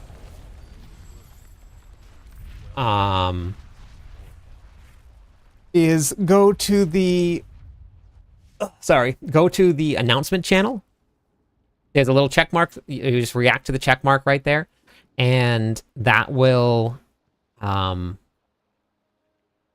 I'll end up setting up the groups probably about a little bit, maybe a couple days from now. I'll give everybody a chance to sign up for the groups, and then I'll redo more groups and I'll add more people in. But all you need to do is just go to the announcement channel, click on the check mark there, and then we'll be all set to go. Ava, I have a whole entire team that helps me with the streams. I have people that do graphic design work for me, editing. I got people that help me set up everything, so I don't really need any help. So I appreciate it. All right, so thank you for the follow, Mad. Thank you. How's it going today? All right, here we go. There's the countdown. It's official. It's official. I'll turn everything off on the screen when it happens so that there's no flashing stuff up there, but yeah. 19 minutes left. Let me check my barbarians and see if I have it. They might have changed around completely. The barbarian, the whirlwind one. Butcher would be nice as a main boss. Just an idea for the future. Yeah, I agree. I was hoping that this season we would get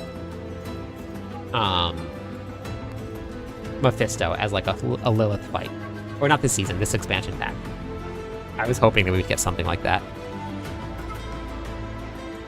Let me just check my other barbarian. I'm pretty sure that I killed my whirlwind barbarian to make other barbarians. I have my... Yeah, because this is my whirlwind Hoda barb. Have you ever seen whirlwind Hoda barb before? Naomi? And this is my death blow barbarian. This one is specifically death blow. This one is death quake. This one is whirlwind hammer of the ancients. Oh, Beats. I wonder. Actually, I don't know. Oh, you can still hear. Oh, sorry. Oh, hold on. There you go. My bad. Thank you.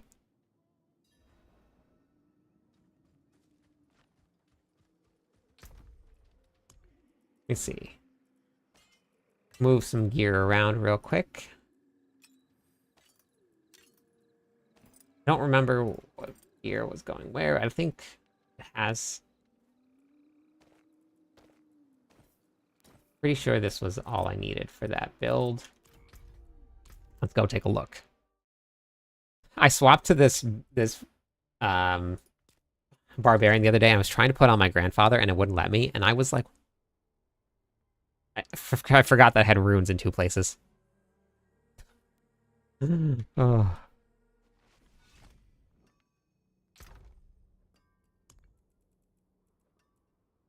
Okay, so we got that. That. That's not the right one. They should take the one from the sword, but I guess that doesn't really matter. That'll be fine.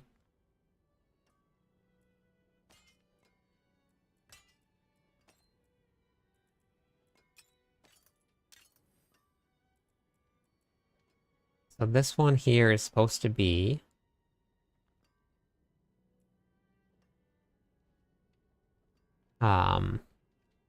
let's see. Hak Ohm.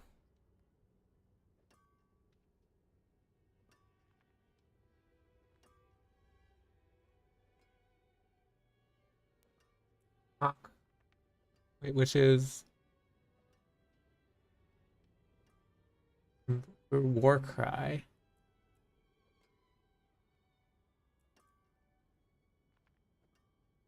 Hello, Hey, thank you, friend. Neo, Stay for a the while and follow. listen. Sky, I tagged you in the channel. I don't know if you saw it or not.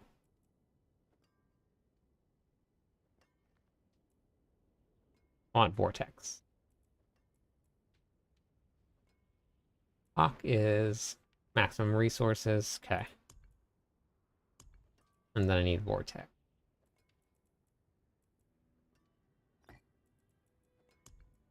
How's it going today, Neo?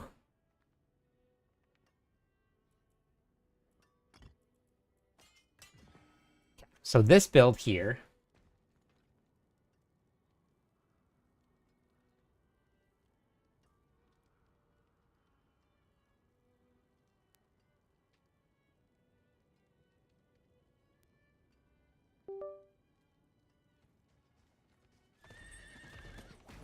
This is the Whirlwind Hammer of the Ancients build, and this one I'm definitely going to be running next season. I run it every single season. It's been my favorite Barbarian build for a very long time.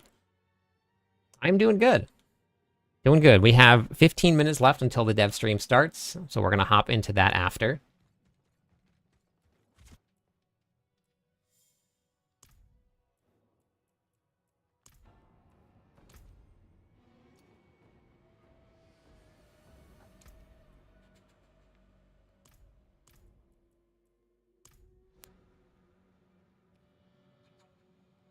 Druid and Pulverize. Nice. Okay. Okay. So this is what it looks like here. Actually, hang on. Let me turn the numbers back on real quick. Options, gameplay, just so you can see the damage numbers. But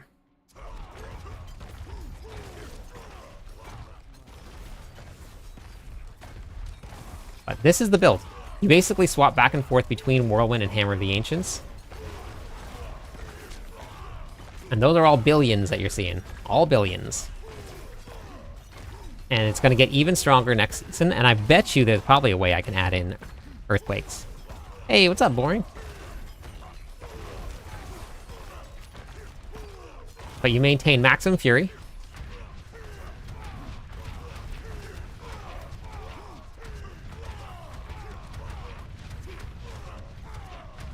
And then you just swap. And I'm hoping that this shaking is going to change. I don't think it's supposed to be like this. It wasn't like this in any other season. Oh, I don't know if it's just a bug or something, but...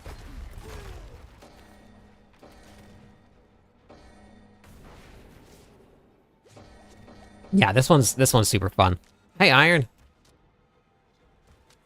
Yes, I did test it too, Tom, on the PTR. Yeah, the damage went through the roof. Yeah, it was really, really big. 12 minutes left.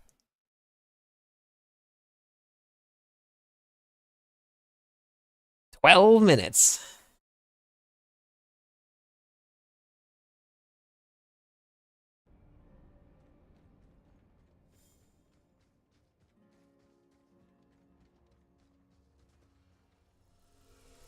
And this one actually would be doing more damage if I had the right gear on, but I don't have the right gear on. You want to, for this one, you basically just want to stack max life. So, boom. So we're running 80,000 life, and I actually am missing, like, this one I have a triple on max life on my other pair of pants. So you can actually run more life than this, and the more life you have, the more damage you do. So with 80,000 life, you are incredibly tanky.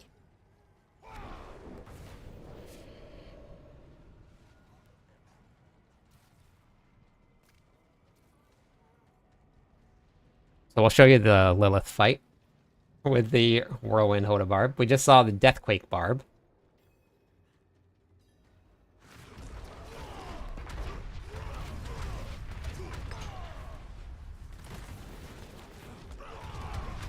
It's just...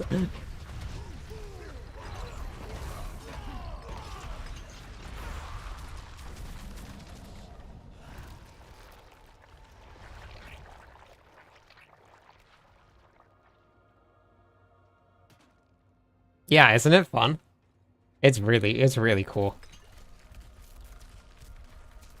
11 more minutes until we hit video, the live stream. So that's the fight right there. Basically the same as the Deathquake build for Lilith here. It's quite a bit of damage, which is really awesome. And we have Leap with it, and then we have Charge with it.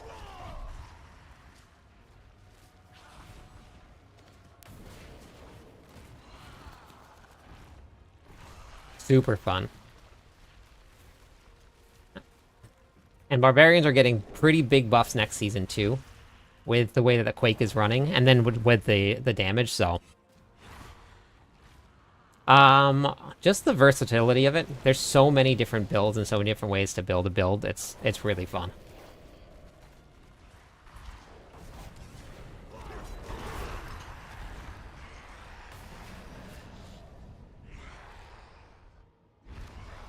You know, I've actually never manually run an ad. I gotta figure out how to do that.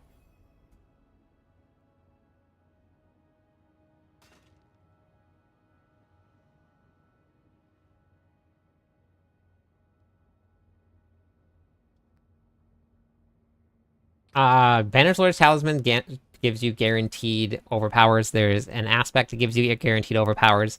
With this one here, I run every 8 swaps. You get a guaranteed overpower also. And we're swapping weapons every time we use Whirlwind and Hammer of the Ancients. So it's every, like, second or two.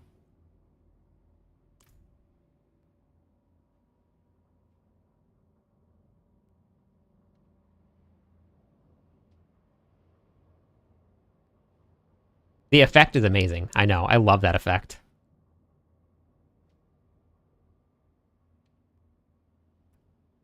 It is, Neo. It is. It definitely is. Hey, Nazgul.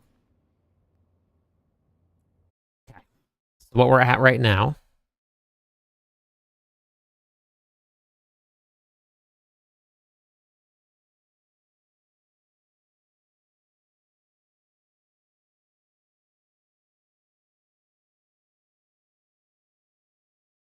Yeah, so you have the armory for different builds.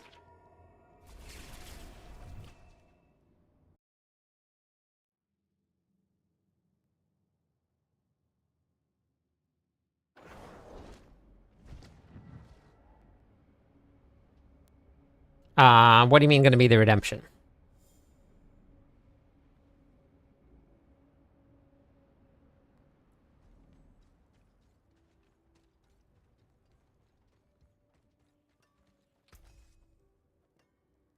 Well, that's just personal preference. I've had a ton of fun every single season. I haven't had a single season where I haven't enjoyed it. So it just comes down to how you like gaming and what you get out of the games that you play. I've played every single. Let's just watch this here. For favors from the tree itself, but it will ask for something in My return. God. Notoriously, no one has been able to get out of their deal with the Tree of Whispers. Until now. Are you Who is it kidding me? that's been freeing these heads?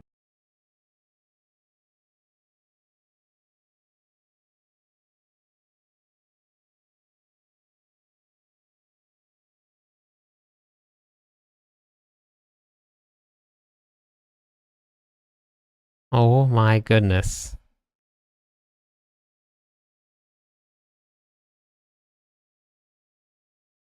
I think my internet might have just crashed for a second. I'm still live on YouTube? Okay. Is anybody still on YouTube right now that is working for? Because I want to shut everything down and bring it back up again if I need to. I can't believe that. Like 2 minutes before we have to go live.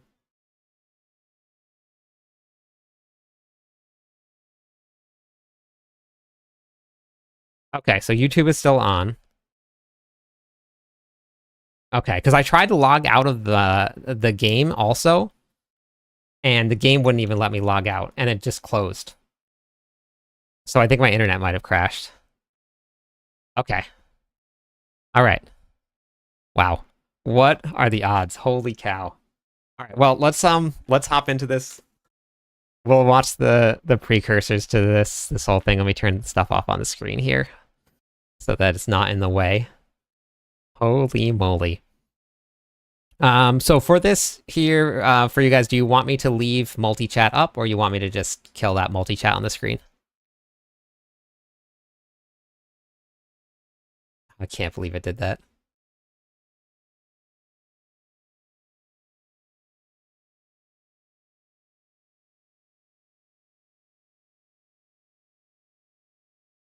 All right. So everybody can read kind of what's going on. Kill it. I'll make it a little smaller. So people can still... Yeah, we'll make it a little smaller for the stream.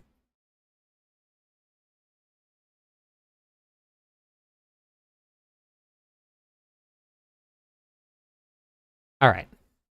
Okay, so let's... Heads from the Tree of Whispers. We'll catch What back up here where they're at live. Okay, so we got... Every class can use every power for every build. There is also lost witchcraft power that can be found while you're adventuring.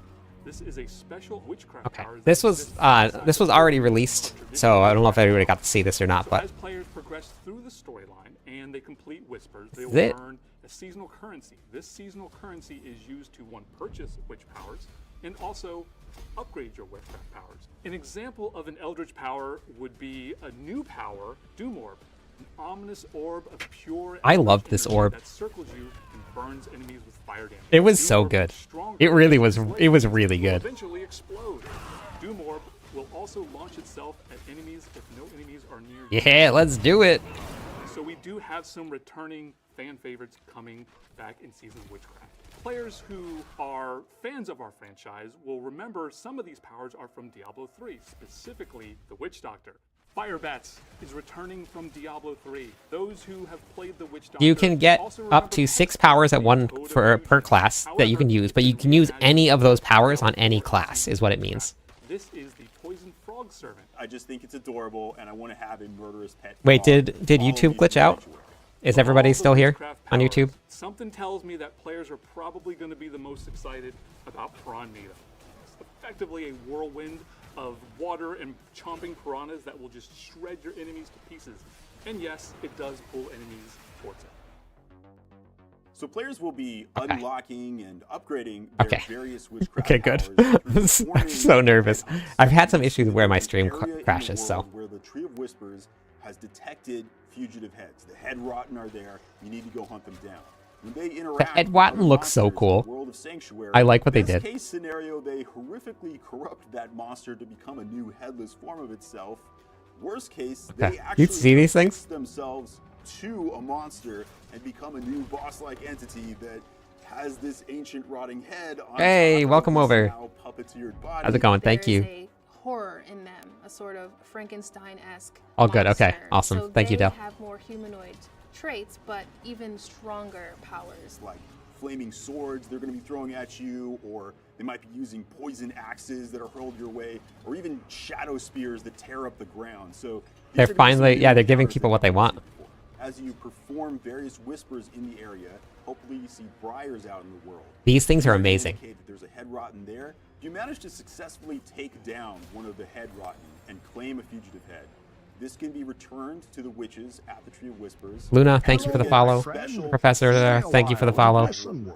Thank you. Hello, On top of that, my there'll be some friend. new whispers out Stay a there. You while might and have a chance listen. to help a Yeah, I'm gonna actually turn off or the there might be a lost wisp that alert doesn't find its box way for this home. too. As you engage in these whispers, you're going to get I'll reputation turn- with the witches, as well as I'll seasonal still see them, currency but I'm gonna used turn it down a little bit. unlock and upgrade your witch powers. for this. So we've seen a lot of great feedback from our players on what are the various features that they most want to see in Diablo 4 to make our game even better. One that's come up quite a few times is an armory. When you save a build, in Here the it armory, is. It's going to take a snapshot of everything currently on your character: skill tree, paragon boards, your glyphs on those boards, and all of your gear. Players will be able to access the armory UI from any major city. You're going to be able to pursue multiple different builds on one class. We at the same are time. excited. This can be pretty cool when leveling up, but it's especially fun once you get into the end game. At that point, whenever you find a cool item that, oh man, this is really strong, but not for the build. All of the best builds on the PTR normally get nerfed in some way. So separate sets and try to pursue getting really that's why they run the powerful setups PTRs. of very different versions of your class at the same time. I mean, they won't I be am bad, excited of what it could but they're feel gonna get like nerfed. to constantly be swapping between these different builds and seeing which one is the most powerful. I'm excited for people to just immerse themselves in the season. Me personally, I'm very likely going to be running a companion druid build with the grow power to have a giant werewolf army. Hell yes. We have a quest line that is different and emotionally gut-wrenching. New You know witch what? powers, I actually don't remember, fugitive Kato. heads, new whispers. They might cover that. Really I interesting cannot remember the bosses that PTR have what happened unique when I attack tried it. patterns. New uniques, legendaries, and new runes for Vessel of Hatred players. There's a lot to try out here, some builds that have never been present before. I'm excited to see I what do. players They're all on my YouTube page, Sherry. And on Mobalytics. Here we go. Hello everyone, and welcome to our first Diablo stream of 2025. We had an excellent holiday break, super relaxed, and very excited to bring you Season of Witchcraft. As you might have seen excited. this Better? Tuesday, we Volume announced better? Season of Witchcraft is coming on January 21st. We've got an excellent show for you today. Today we're joined by some familiar faces. You know, Mr. Charles Dunn, welcome. Hi, I'm Charles. I'm a game designer on the Live Balance team. And I'm Aislinn Hall. I am a systems designer on Live Balance. Aislinn, great to have you back. And all the way from Albany, New York, Mr. Dan Tangway, welcome back to the stream. Yeah, new panel. Hey everybody, how's it going? I'm Dan Tangway. I'm the design director for Live Services. Awesome. Well, thanks for joining us, Dan. As you can all see, Season of Witchcraft is upon us. Huge shout out to our production team. We've got some absolutely disgusting heads that we bored from the Tree Whispers. You can't see on this guy yet. I might give him a spin later on, but the teeth on him are absolutely horrible. Yeah, without further ado, to give you a brief overview for the stream, we're going to walk you through the seasonal content, so Season of Witchcraft. Excited to get into it. Then we'll head over to some class and balance updates, give you a brief preview of some new uniques coming to the season. Should be pretty exciting. And then we'll have some system updates and get into some exciting features coming with Season of Witchcraft that have been much anticipated for a long time. Then stick around because we'll do a Q&A towards the tail end of the stream, and we'll get into all your questions. So I do have Twitch chat open that I'm looking at, and we will be collecting questions throughout the stream for our devs to answer. But before we jump into Season of Witchcraft, we do want to cast ourselves all the way back to the start of December where we had the 2.1 PTR. Thank you to everyone who jumped into this PTR. There was a ton of content, and we did have some exciting features. Like, I gotta ask you, Aislinn, like, how did it feel to get the armory finally into Oh my gosh, I've been waiting for so long. I'm so glad it's finally here. The armory feels amazing to use. It's so great to finally have it in the game. Anyone who hasn't had a chance to try it yet, it's going to be a godsend in Season 7. You're going to love it. It's just such a useful tool, and we'll go more into the details later, but wonderful. Yeah. Absolutely. Yeah. I mean, Charles, did you get any feedback on uniques, any of the balance changes? Or? Yeah, from the PTR, we got a lot of great feedback on balance and all the new content for classes, like the new uniques, new legendaries, all the tweaks and adjustments to skills. Your feedback's been invaluable, not only like feedback written up on social media or Ted, it forums doesn't get or it. elsewhere, but also just like in the raw data, the player data, our telemetry has been very helpful in making sure that this season and every season is as best as it can be when it actually launches.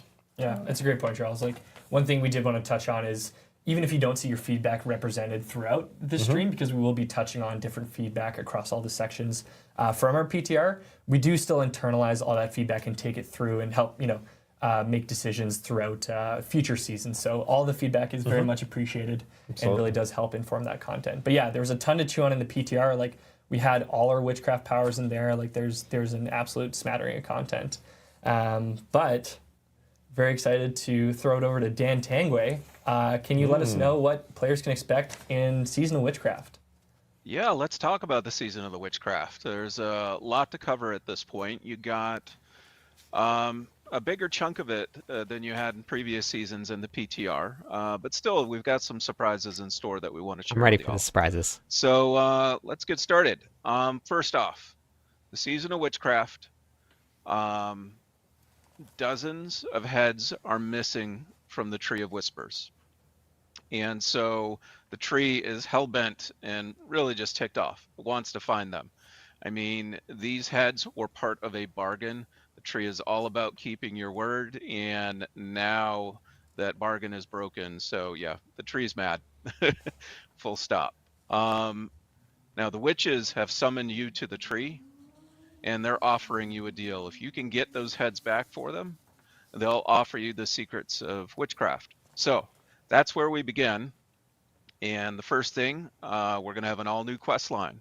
And that new quest line is going to be you unraveling the mystery of those missing heads. And while you're doing that, like I said, you're going to be earning wild witchcraft and occult gems. We have a new activity called Head Hunts, and that's going to allow you to pursue whispers, slay head rotten, Meta, which is the new enemies, the new family of enemies that we have this season, and find those missing heads. In addition to the head hunts, you're also going to have root holds. These are new micro dungeons that allow you to discover bonus head rotten and also their bosses. And then finally, we've got some updates to the season journey that we'll cover, including a new pet named Dorian, which is a pet raven. This is our first flying pet, so we're pretty excited about that. Cool. Let's talk about some of the powers. So, witchcraft, at least as we're defining it this season, it allows its practitioners to call upon the power of the swamp to do their bidding. And there are 3 schools of magic within witchcraft. We've got Eldritch witchcraft, and that's uncanny magic that, is just weird and bizarre and very of the swamp. Yep. You've got Psyche powers. These are powers of the mind and spirit. And we've got Growth and Decay, and that's magic that both heals and harms your enemies. Going to take a look at some of these in action. So first up, we're going to have Eldritch powers once we get our clip going. And I love this. Right here, we're seeing that we've got Fire Bats, which is a classic power from the Witch Doctor that we brought back this season, paired up with Doom Orb. Next up, we've got some Psyche powers here, and we're using Vengeful Spirit, which is kind of hanging around you and zooming between enemies, and the Aura of Lament, where you see these psychic projections of hands come out of the ground and slow your enemies. And finally, we've got Growth and Decay magic. The frog. Watch right there, your wolves got really big all of a sudden. That's Grow magic, and that's been paired up with the Poison Frog, which you see in the corner. Wailing away on the head rotten there. So those are some good examples of the types of magics that you're going to be able to use in this season, and you'll start seeing them sprinkled all throughout the rest of the clips that we're about to show you. Next up, let's talk about the headhunts. So I said before the tree was really mad, right? Because it's missing its heads. And so what it's doing is actually calling out all new whispers, and it's just furiously searching for these heads. But it can't do it on its own, so when it calls out a particular zone, because it knows roughly where the heads are, it calls its agents to help it out, and you're one of the tree's agents, so you can go and solve some of those whispers and get rewarded for them. Now, the headhunts are special zone takeovers that complement the Hell Tides. So folks on the PTR called them Witch Tides. Sure, you can call them that. But the idea is that that's what I called these aren't just replacing Hell Tides, they're there to supplement them in terms of what you can do in the overworld. Now, these are going to be swarming with Head Rotten, those enemies we talked about before. The Head Rotten are monsters that have fallen under the influence of the missing heads, and the heads have transformed them in really grotesque ways. Now, these headhunts, like I mentioned, are going to feature all new whispers mixed with some existing ones as well. The whispers are really good too. Completing a whisper unlocks what's called an exposed root, and that gives you a chance of actually triggering what is a cocoon. And these uprooted cocoons have a chance of then spawning a Head Rotten boss. So every time you complete a whisper, you've got a chance at triggering a boss. There were so many of them on the PTR at one time. Spawn from one of these, and then everyone in the zone can work together to try and take down that boss. And if you're really lucky, that boss will have one of the missing heads associated with it. So let's take a look at some of this in action here. Now, first up, we're going to check out one of our new whispers. This is a Shepherd Whisper. This is allowing you to, guide some of these innocent wildlife in this area to safety. Very simple, but, the witches want to make sure that no one's harmed by the Head Rotten. Next up, we've got some villagers that are trapped in bramble in an entangled whisper. And so you're trying to defeat all the enemies around there in order to free the villager there.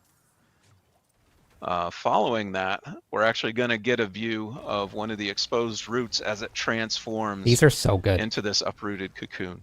They're so good. And so, much like some other open world boss fights, there's going to be some combat leading up to the boss spawning.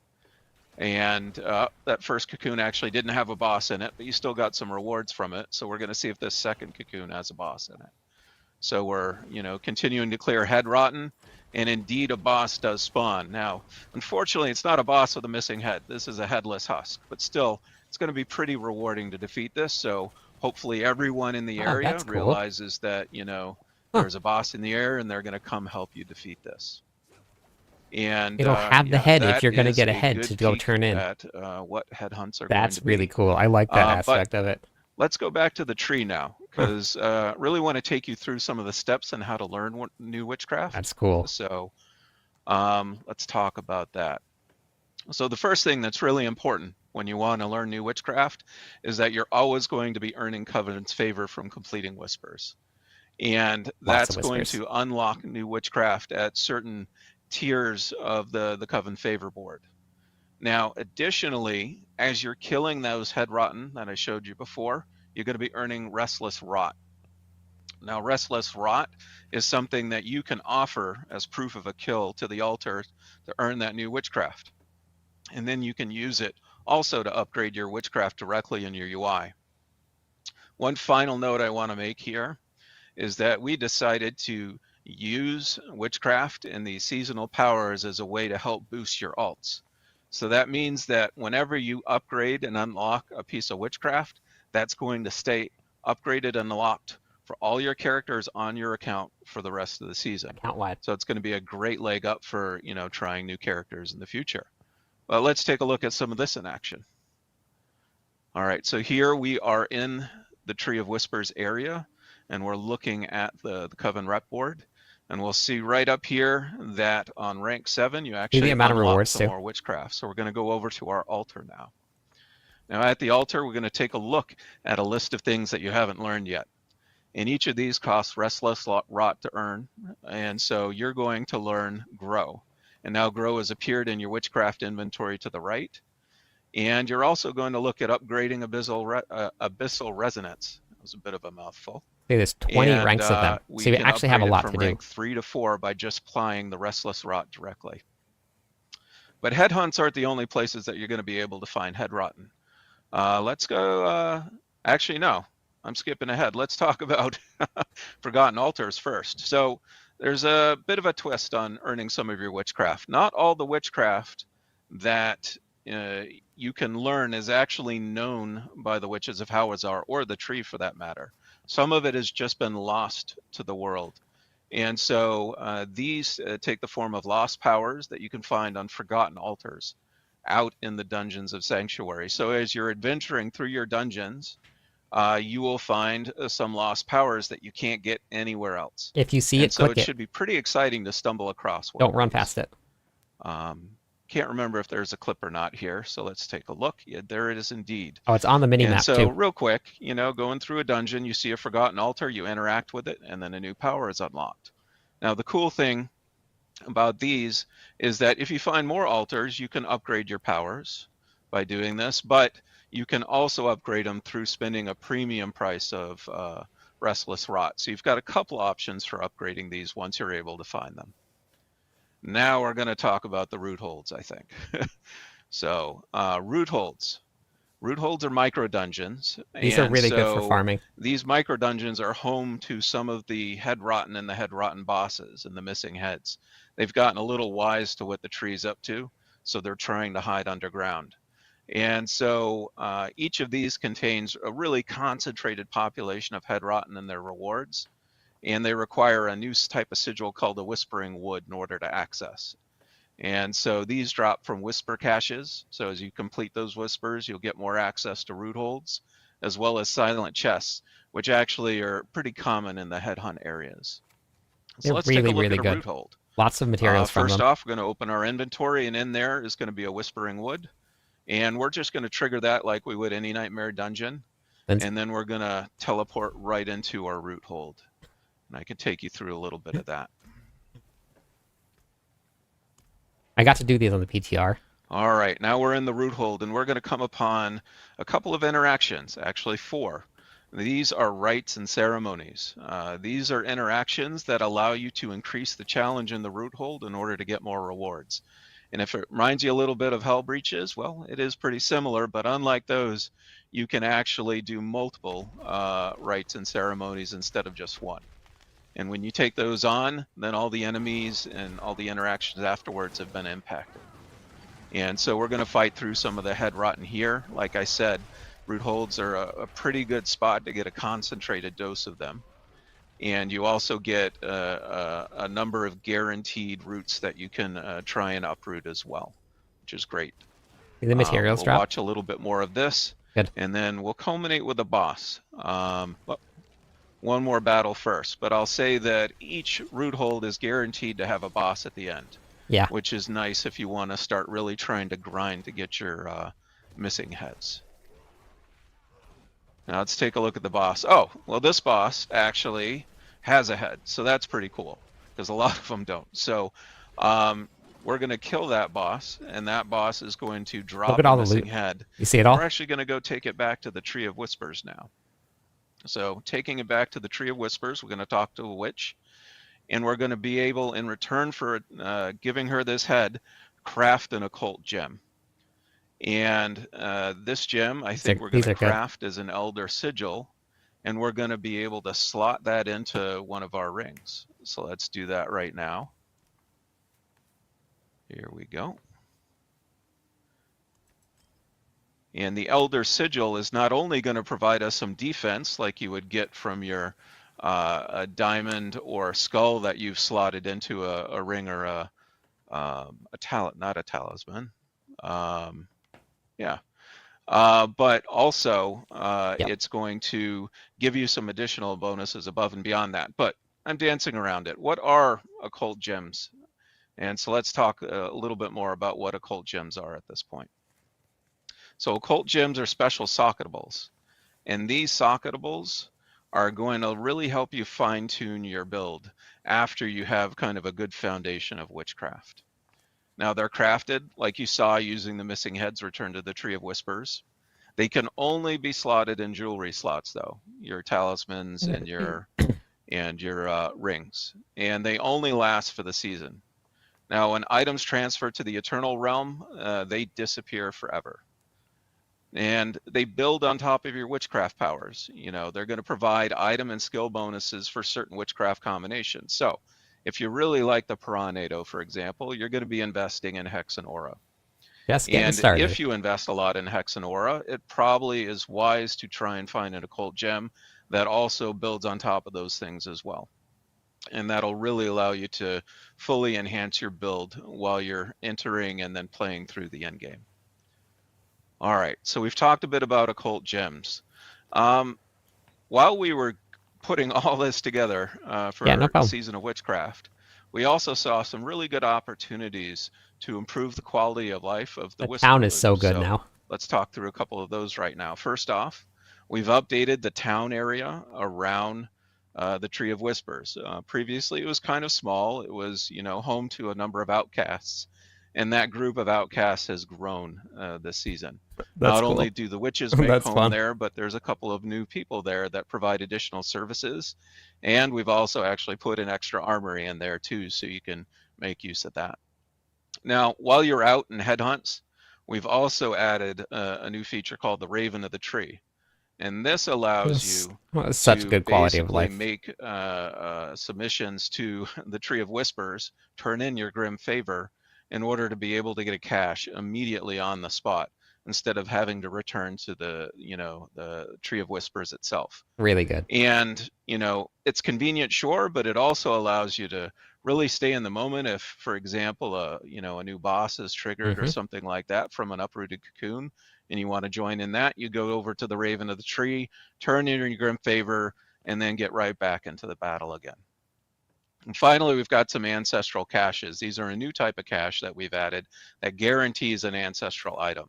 And we wanted to make sure just that the Whisper Loop had, full range of items that it could drop. So we're pretty excited to be able to share all of these with you. That's a good change, as well as some really new good. improvements to the season journey. So let's talk through those real quick. Now, with the season journey, we realized that a lot of casual players use the season journey as a way to figure out what to do next. And we also realized that our early chapters hadn't really been helping the casual players as much as we would have liked. So we've reworked a lot of those early objectives to help casual players more, because we want to see more of them get into the end game. Now, the later chapters, though, didn't feel especially challenging to us, so we've tried to improve that. Chapter 7 especially, we've reworked to really provide some more aspirational goals for players. And this is something that we're just going to continue working on in future seasons as well. Now, Thank we've you, asked you to do a lot more in Ratifier. terms of Thank the you for the objectives, support. so we wanted to make sure we gave you Appreciate a really it. great reward too. So this is where you can earn Dorian the Raven. And like I said at the top, this is our first flying pet, which is pretty awesome. So let's take a look. You know, I am pretty excited to get Dorian. I have a feeling Dorian looks that good. flying pets are pretty much going to be my new favorite. Dorian moving looks forward, great. So, yeah, definitely looking forward to this one. Oh yeah, Dorian's going to be wonderful. You know, Ravens love shinies, so him Love picking up your Dorian. gold is just perfect. Oh, yeah. That's Right the on. win. Yeah. Great point. Yeah. And finally, I think I'd like to chat through some PTR stuff. So Charles is going to Yep. cover a lot of the updates we made to the powers Love of it. Cult Gems, because that's what his team focused on. But the Seasons team really focused on some of the headhunts and systems. Team And Dorian. took a lot of your feedback and really tried to improve the game prior to launch. So here's a couple things that I just want to cover real quick. First off, the multiplayer headhunts felt overwhelming for a lot of new players. Okay, that was some And feedback so that was we've given. done a Yeah, that's number good. of things to tweak the headhunts to make sure that they don't feel as overwhelming. First off, we've made some targeted reductions to the number of elites. There were just a lot of elites on the PTR. Agree, Frank. And so you're still going to have a lot of monster density as you're fighting through these headhunts. But hopefully this will make things a little more manageable because I think it's a good change. we also had to reduce the number of, not the number of bosses, but the frequency at which they spawned. We've got bad luck protection to make sure that, you will eventually see a boss spawn as you're playing through a headhunt. That's But we cool. had to dial that down just a little bit because they were coming up quite often. We've also reduced the number of low-value item drops. We Somebody was had just heard talking from a about this number today. of you that you were spending more time picking up a lot of items that really weren't good instead of actually battling the head rotten, which is what we want you to do. We've also reduced the number of active headhunt zones Yep. from 5 to 4. And then finally, we're going to add a new HUD element. A number of folks had pointed out that it wasn't really clear that completing Whispers was the thing that actually triggered the roots and then the cocoons. Oh, And cool. so we've got a HUD element that will definitely illustrate that better. Unfortunately, that's not going to come till release 2.1.1, which is going to be roughly 2 weeks out from launch. Okay, that's fine. Now, head rotten, especially bosses, were not challenging enough. So that's another thing that we've looked to address. We've increased the head rotten barrier effect. Previously, it was around half health. We've made that full health now. And we gave the head rotten a very small percentage of damage reduction as well. We've given you a lot of cool new powers in form of witchcraft to play with. We want to make sure the head rotten serve as a good challenge for you as you're building out your witchcraft powers.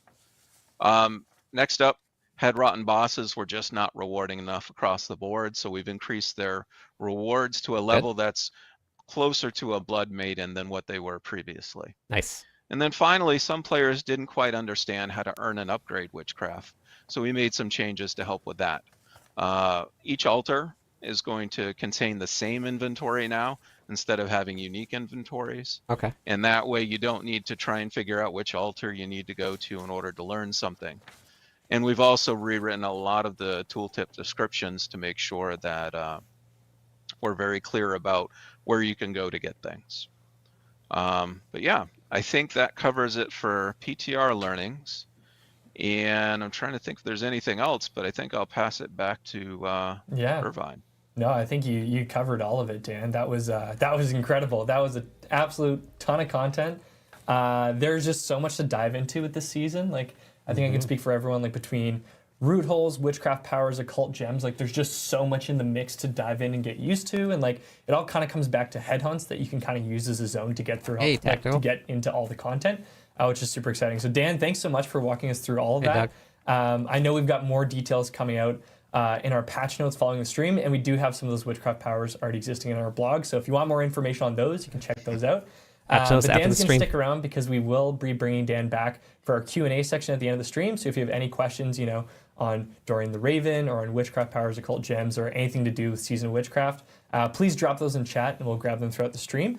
But for all of you who are kind of theory crafting and build crafting and thinking about like, okay, what's my playstyle going to be There's the head. for Season of Witchcraft? You're probably already thinking about the different occult gems, the different witchcraft powers. But to finish off that equation, of course, you need to get all the balance updates for the season. Yeah. So Charles, can you take us Looking through at me. what's coming? Of course, yeah. I'd love to talk about how you're going to attack these head rotten. Like, what is your build going to look like, and what are some of the new uniques and legendaries that you're going to get to play with in this season.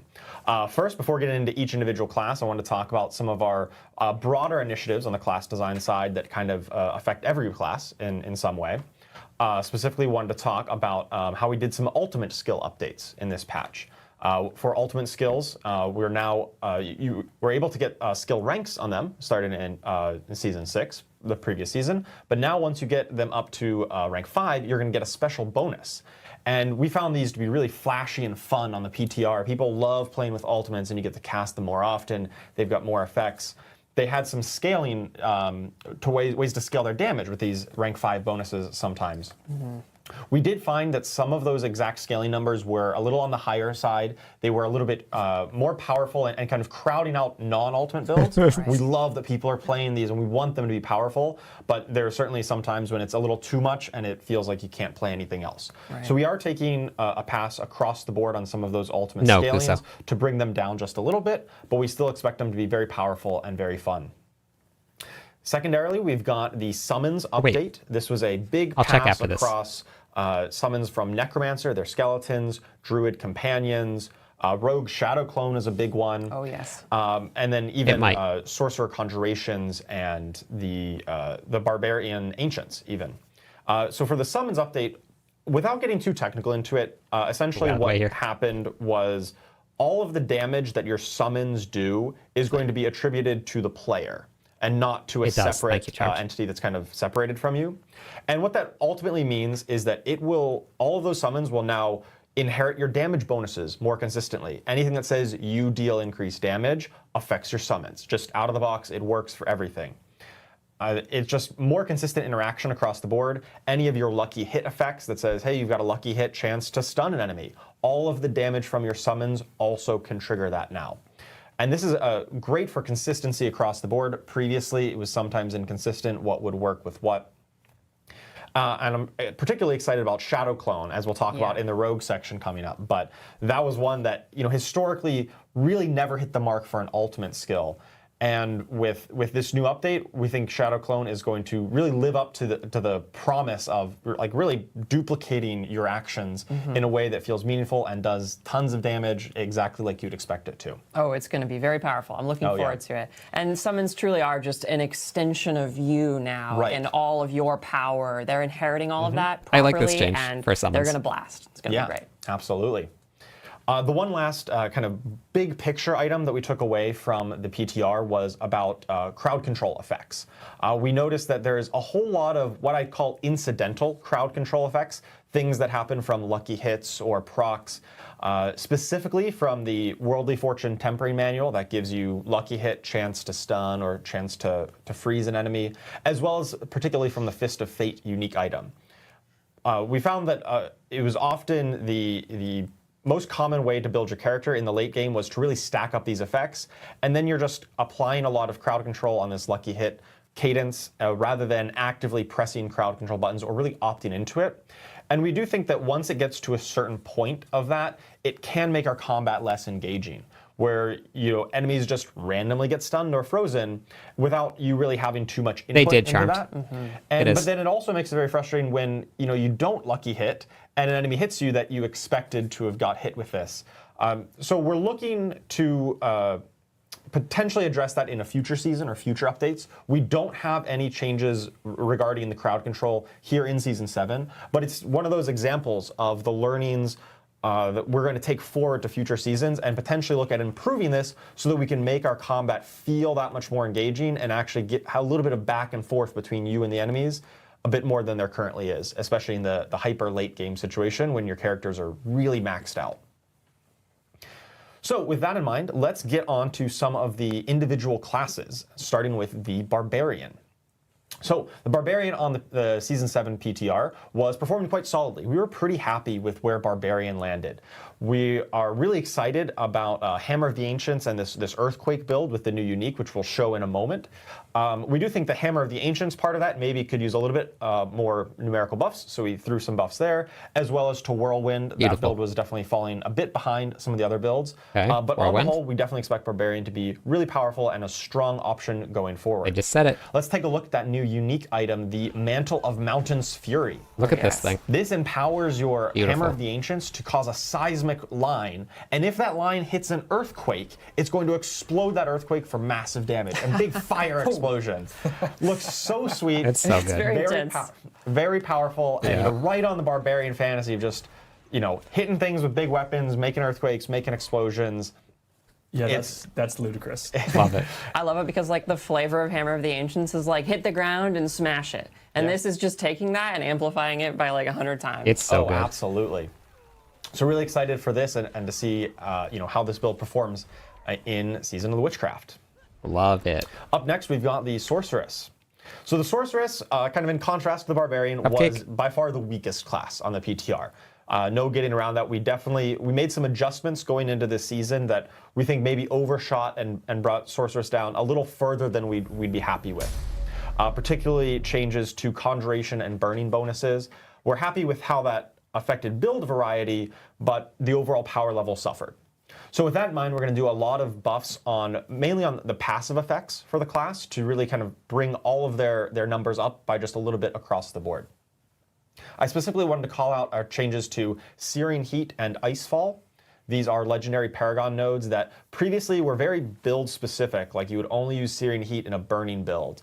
We've made some tweaks to it where it's still good in a Burning build, it's probably better, but it also has some applications across all builds and all damage types. So these will just be a little bit more generically applicable, but still very good for the build that they were initially intended for. Right. Yeah. With that in mind, I want to show some of the updates to Firebolt enchantment. This is one that we had reworked as part of those burning changes, and we thought even on the PTR it wasn't quite hitting the mark. So now, dealing burning damage, if you take this enchantment, will have a chance to heal you for some of your maximal life, which it already did, and it also unleashes a bonus Firebolt onto a nearby enemy. So that you can see in this clip here, when enemies are burning, they're just randomly firing off some extra firebolts to nearby enemies that can really help to spread that burning and take down big packs. Yeah, it's its own little chain firebolt now. Exactly. Yeah. Also, want to highlight some of the new uniques coming in this season. So Sorceress has two. The Strike of Stormhorn is a unique focus that's going to modify your ball lightning to give you super ball lightnings sometimes. So it'll always fire out straight forward and it's a little bit faster. And occasionally you'll get the super ball lightning, which will explode for a big chunk of damage at the end in a cone shape and also stun enemies. It's kind of like going bowling. Exactly, and you get a strike. I know, Tom. I'm excited too. Exactly. Alternatively, you could take the other unique focus that is being introduced in this season, Okun's Catalyst, to kind of play Bolt Lightning the way it's often been played in the past with this Right. gravitational effect. We've done some reworks on the gravitational aspect that previously did that, and now it will be in this unique, where the ball lightnings will orbit around you and do damage to enemies who are close by. You really want to get close and in that action, whereas with Strike of Stormhorn, you're playing at a little bit more of a range. Right. We really like how we're doing these like paired uniques where you kind of have a choice. Hey, what focus do I want to use? They are going to be mutually exclusive. You can't have both. They're in But the that's, same slot. that's because they're so different and they're different play styles. But we think putting these into different uniques gives us the space to really live up this fantasy, give you lots of affixes and bonuses that make it as powerful and really to help enhance that fantasy that we're hoping to play. Yeah, and Okun's Catalyst really gives you that like transformative ball Oh, lightning no, experience, Praz, I'm which is sorry. like the orbiting ball lightning. But Strike of Stormhorn kind of just amplifies the original ball lightning experience, which is just shoot it out and have it explode in this magnificent blast of energy. So I love that we are allowing both of those to shine. Absolutely. All right, on to the next class. We've got the Druid. So the Druid on the PTR did have one bugged build. One of their legendary Paragon nodes was I know, causing Cupcake, their I know. damage to scale way higher than we intended. Occasionally would even kind of break the game and go, you'd see They want negative damage numbers. Definitely not intended. We fixed that bug. But despite that, we think Druid on the whole was still in a solid place even without that. we've made a number of adjustments and reworked the blurred beast aspect. This is one that we had tried out a rework on the PTR, and it wasn't quite hitting the mark. It wasn't quite as engaging to play as we had hoped, so we did a rework to it to help improve the shred builds for the werewolf. Additionally, I wanted to highlight some of the spirit boon updates. These were the druid class mechanic. You get these spirit boons. Historically, they've been a little bit falling behind, and we've done some big buffs here to make them really powerful. I especially like the Gift of the Stag. It's my favorite one. It gives you passive spirit generation every second. Yeah. That really helps smooth out the druids' early game in particular when they're struggling to really get their resource engine online. They were definitely one of the slower classes early on, and I think this update to the spirit boons is going to really help that. Yeah, totally. And that's just such a great example of how the update is going to help them, because druids have typically struggled with generating spirit in the early game, and so having more access to that's going to help a ton. Yeah. Let's take a look at a clip of the new Blurred Beast rework. So on the PTR, it would do some bonus strikes based on how far you traveled. Now your shred will just always have a chance to land additional strikes, but it's going to roll that randomness 4 times. So if you get real lucky on your shred, you're going to hit so many times on that target, which really helps amplify the fantasy of werewolves striking fast, striking multiple times. Yeah, this aspect is super fun to play, That's and I pretty cool. absolutely Look at that. love what the art team did with this, combining the mechanics of I like that. that feedback on the extra strikes with the actual additional slashes going out. It looks awesome. Yeah, that's cool. All right, on to the Rogue. So the Rogue was a very strong class on the PTR. We thought it was in a great spot, very powerful, particularly with Rain of Arrows. Yeah. Rain of Arrow builds were already a pretty common, pretty powerful build before the season, but with the new changes to introduce the additional scaling damage on it, they were just absolutely top. Yeah.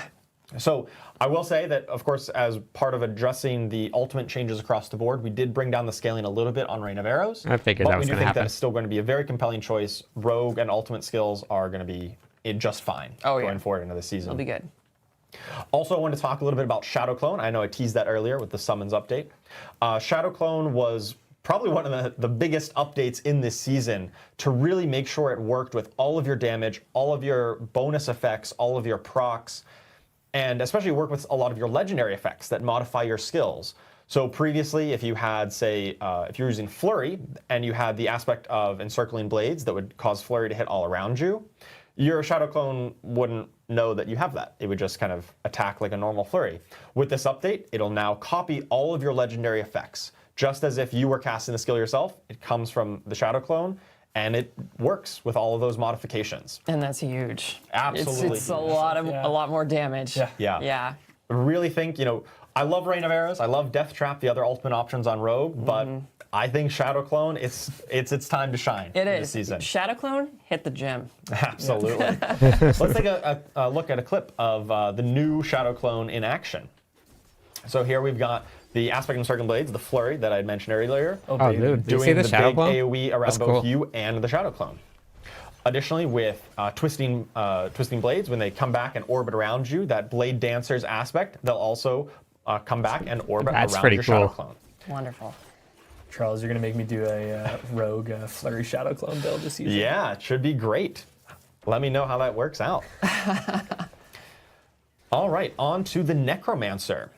So the Necromancer was probably the class that benefited most from a bug with the scaling of the ultimates. As I mentioned, there were some scaling with different stats, and whenever there was 2 stats involved, particularly on Army of the Dead, then it was actually increasing the damage far higher than we had intended. So we have fixed that bug, and we've addressed it.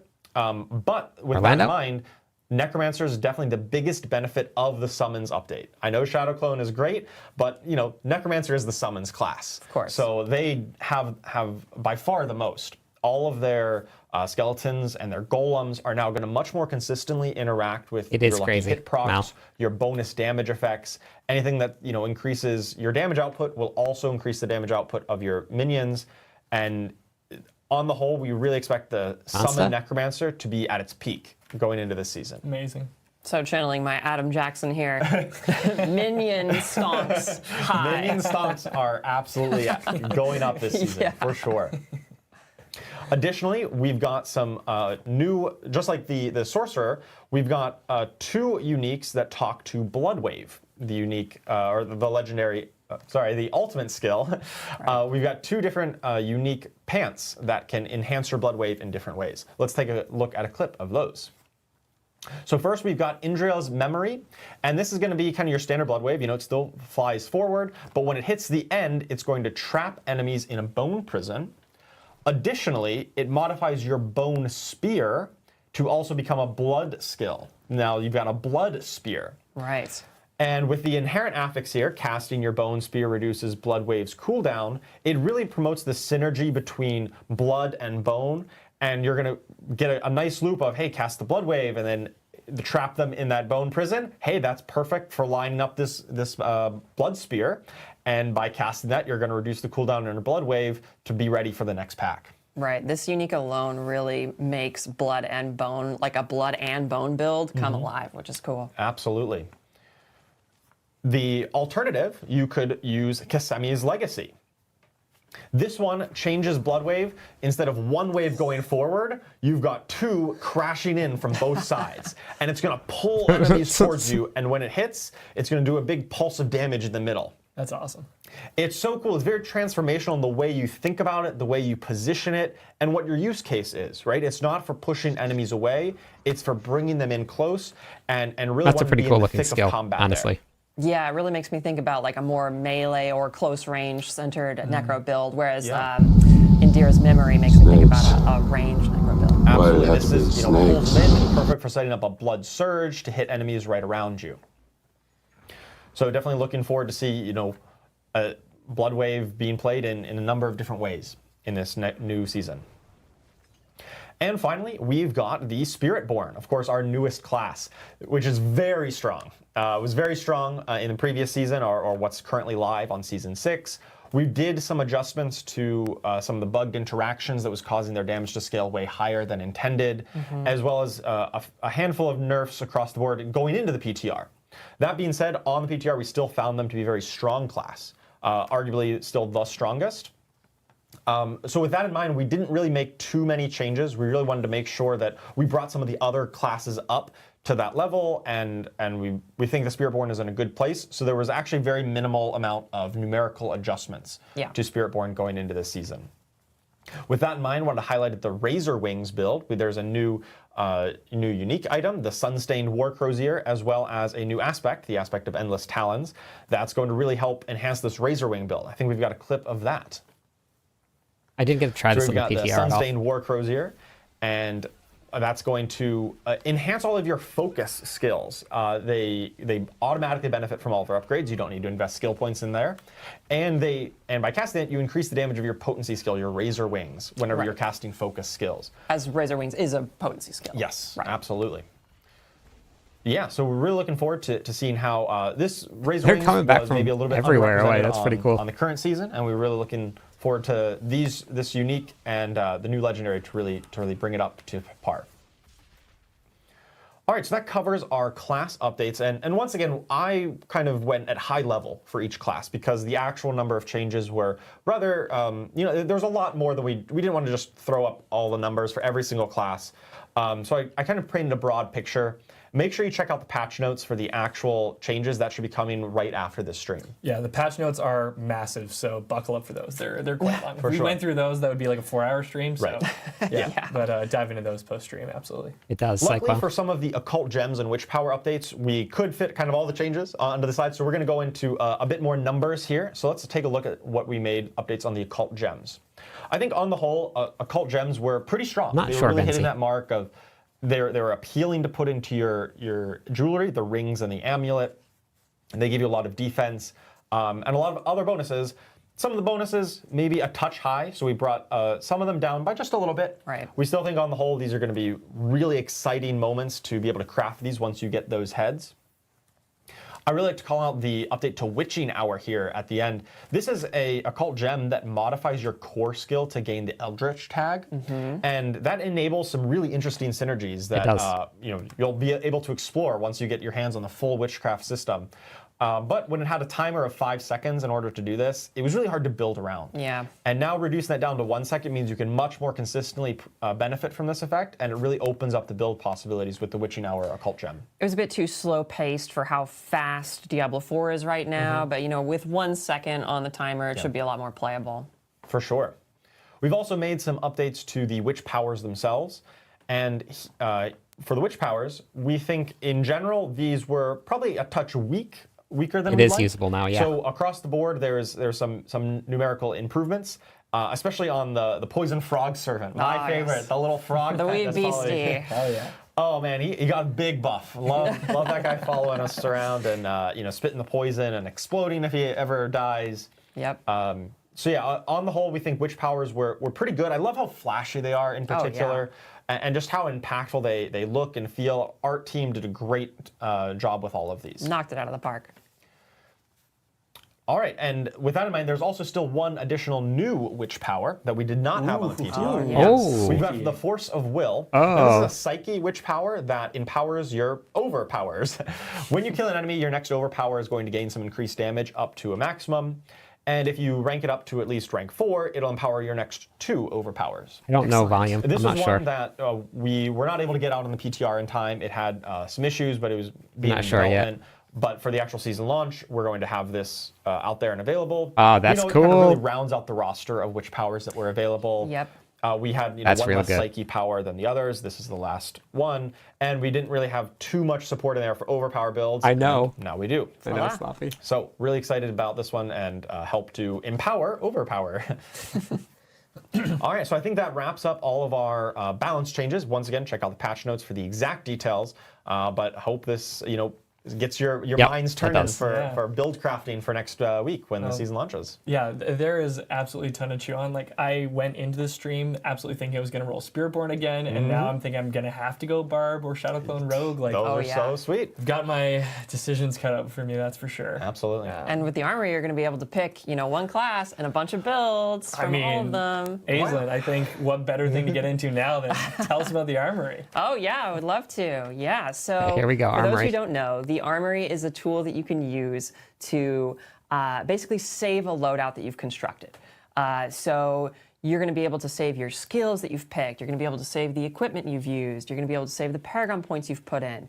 And you're going to be able to imprint it onto one of these slots in the armor you see on the left here in this image. Like this this character has Crush Hand, Touch of Death, or Touch Death, Quill, Razor Wings, and Payback. So, this is a Spiritborn that has saved a bunch of different builds there. It's really wonderful because, if you want to try a different build, like if you want to try Touch of Death, but you've spent a really long time working on Crushing Hand, you don't have to worry about changing all of that manually anymore with the armory. You can just do it automatically. Once you've created that build, you save it, and then you can swap to it whenever you want. These loadout slots are also character bound. So, you make a Spiritborn, and then you decide you later want to swap to a Necro or, whatever. You're going to be able to ensure that you have a lot of variety to play in each character class. Another thing about loadouts is that they don't cost gold to change, so you're not going to have a bunch of significant gold overhead when you're actually swapping these, so you don't have to worry about that at all, which is very nice. The armory can be accessed through a bunch of different places in Sanctuary as well, including major cities, the Dark Citadel, the Tree of Whispers, of course, which is a major focal point of Season 7, and training areas, so that if you're trying to test certain things, you can really easily make adjustments without having to, spend a lot of time on that. And finally, we've got a few PTR updates where we gathered feedback from the PTR. We have improved the button clarity from the PTR. If you see in the image the little highlighted white box section, that should be more clear than it was in the PTR.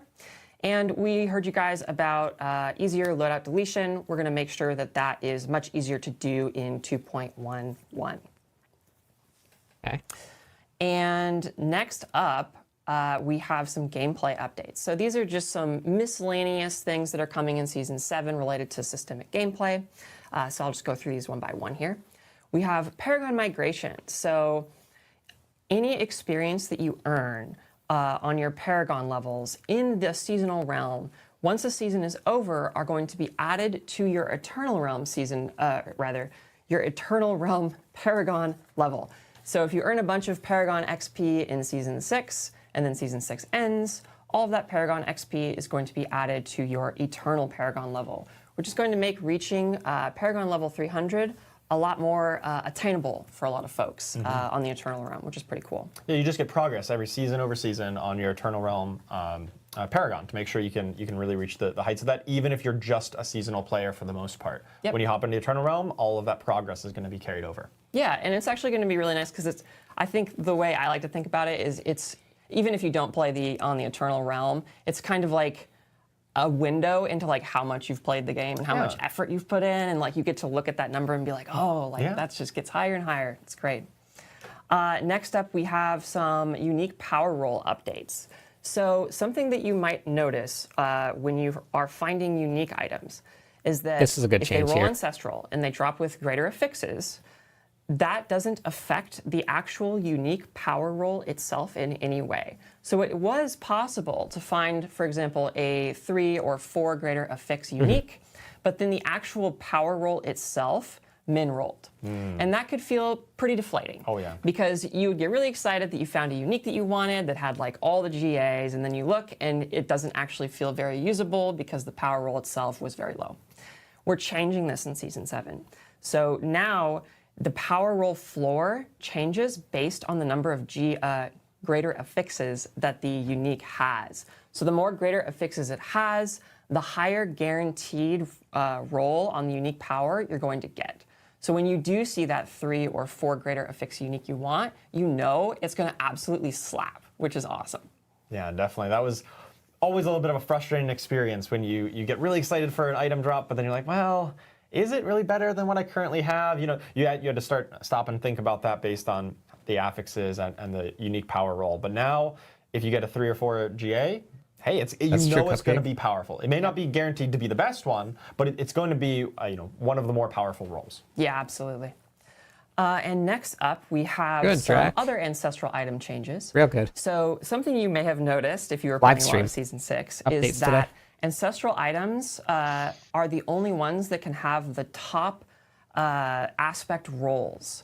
And what that meant was that those ancestral items were still rolling randomly. So like, let's just say for the sake of argument that a non-ancestral item with an aspect could roll up to rank 8 on that aspect. But then the ancestral version could roll up to rank 11. That ancestral item was still randomly, like totally randomly rolling among all the different ranks. And that made it seem really, well, it didn't seem, it was very rare to find the top end of these aspect rolls, which actually wasn't the case in previous seasons. And we were all feeling that in Season 6. And for the completionists out there and the people who want to make sure that they have the best version of the aspects that they can, we wanted to make sure that we changed that. So now when you find these ancestral items, they are going to gravitate more towards the top end of those aspect rolls. And it should be much easier to actually fill out your collection of aspects than it was before in Season 6. And then as just a totally separate but wonderful thing, we were working on like how often ancestral items should actually drop as a baseline, and we've just bumped that up in Season 7. So you should, in general, find more ancestral items than you did before. And this is like something that feels very small, but has a big impact on the season as a whole. So that should feel a lot better in Season 7 as well. And finally, something else that we were noticing in Season 6 was that people were finding tons and tons of gem fragments, and sometimes even capping out their gem fragments if you played enough. And this problem was exacerbated in Season 6, and we want to make sure that you have something to do with those gem fragments. So we created a gem fragment conversion at the Jewel Crafter. So we have a little clip to just show what that looks like here. So we're in Zarbinzet as a sorcerer, and we're next to the jeweler. We're going to talk to them. There's a little tab where you can go to jewelry crafting. And once you're in the late game and you've already crafted all your grand gems, and you don't actually have much to do with your gem fragments anymore, now you can just directly convert them into jewelry. So you can craft rings and you can craft amulets, and it will give you a little cache that will have a randomly rolled item. And this is just, again, it's a nice dump, basically, once you want to just, once you finish all your grand gems and you just want to find some extra gear. And these can roll as ancestral items, which is wonderful. And amulets and rings can, that is very cool. They have a wide range of potentially useful stats. And so being able to just roll those more is really nice because you can actually like target farm the things you need. Absolutely. Yeah. Target farming aspects from amulets is a Yep, great sure. way for those to be used. And finally, we have some kind of more quality of life centered or early game updates that should be really nice going forward season over season. So now that we're in season 7 of Diablo 4, it's possible that you may have made a character of any given class and you might be doing it again. And sorry, Dante. it's not always the most fun to go through the same content over and over. And so because of that, we wanted to make sure that you didn't actually have to do your class quest to unlock your class mechanic every single time you make a new character. So for example, if you made a sorcerer and you unlocked enchantments previously, I know, Zeus. you're not actually going to have to do that again. So when you hit level 15 on a new sorcerer in any realm, you're immediately going to unlock an enchantment slot because the game knows that you already did that before. You can, however, still do the class quest if you would like. Yeah, but this you is do really not good. have to. And again, just goodness. to reiterate, you do have to do the class quest at least once on any character, and then on your account, it's unlocked forever. Probably have to do it with this once in the new change, season, we have I'm guessing. a new cache that we like to call archetype cache, or archetype caches rather. So these are basically themed goodie bags. So they come from a variety of sources. You're going to get an archetype cache when you complete the class quest. You're going to get them periodically over the course of the season journey from different chapters. And then eventually you're going to start earning greater archetype caches Yeah, as just well, once which is have okay. better stuff. But we have a clip here to basically just show off what an archetype cache looks like and what doing your class quest looks like in Season 7. So we have a level 15 sorcerer here who's just going to go and do their class quest, which is the Legacy of the Magi over here.